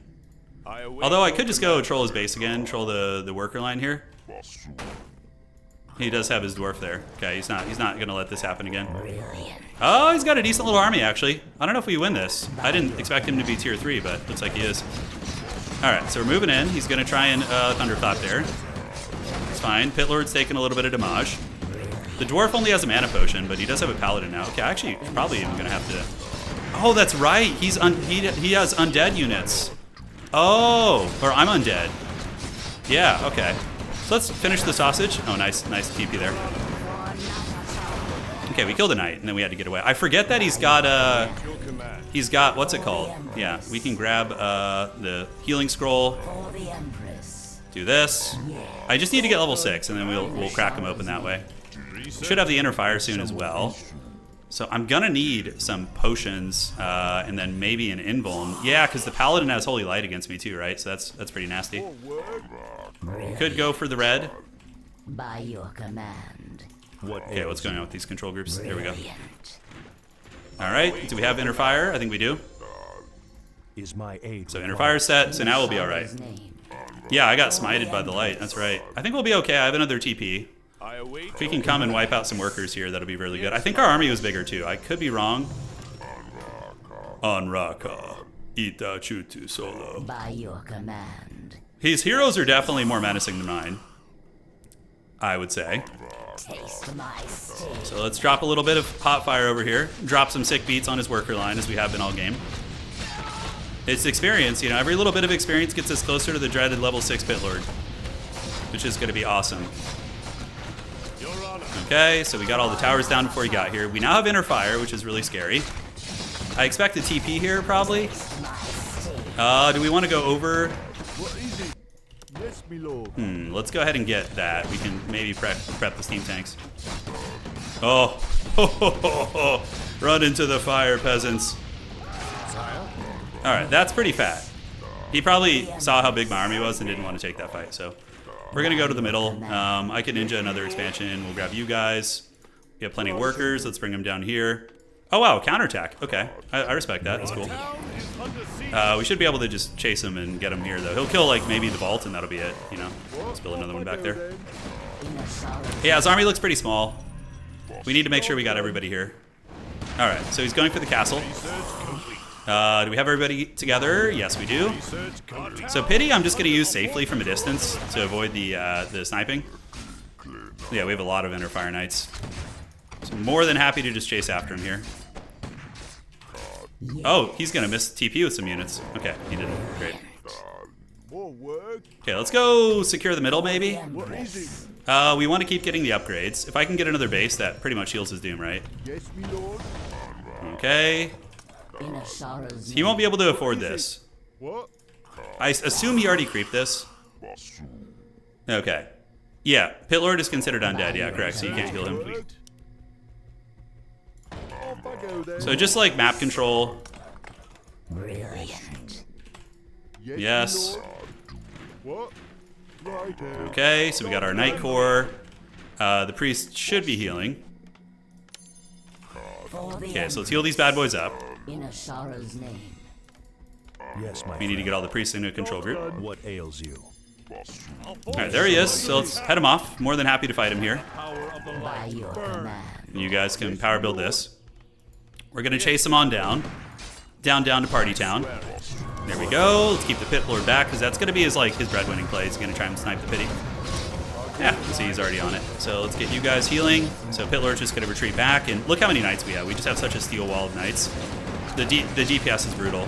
Alright. For the end. Yep, he's on the run. We're getting a lot of kills. We're gonna get level 6 soon.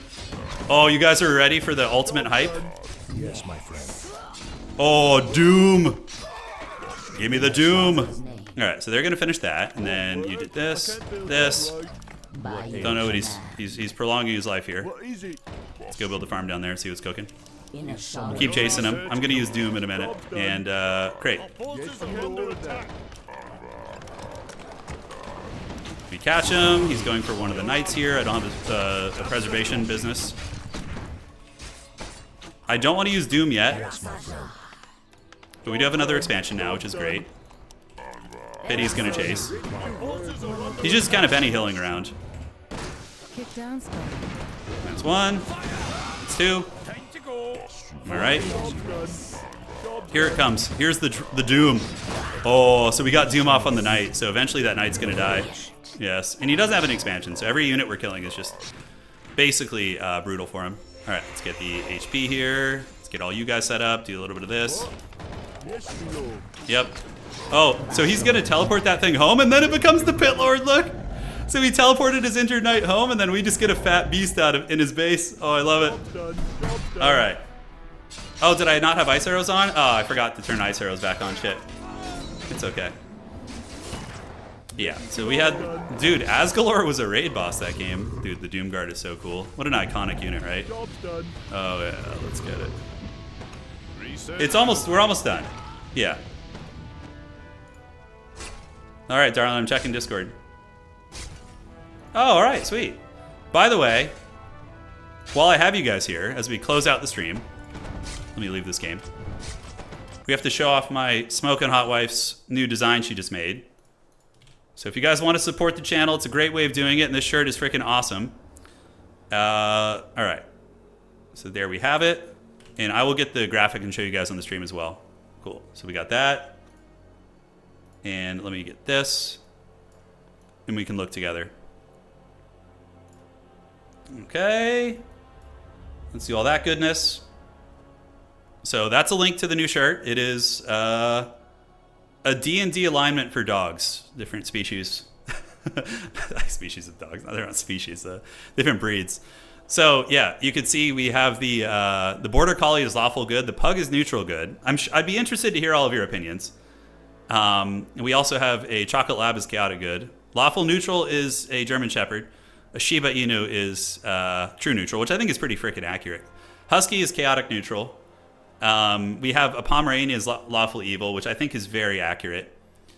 Poodles are definitely evil too. So we have a neutral evil poodle, and then of course the Chihuahua has to be chaotic evil. So if you guys want to support the channel, it's a great way of doing it. I know a lot of you guys donate, but might as well get something out of it too, right?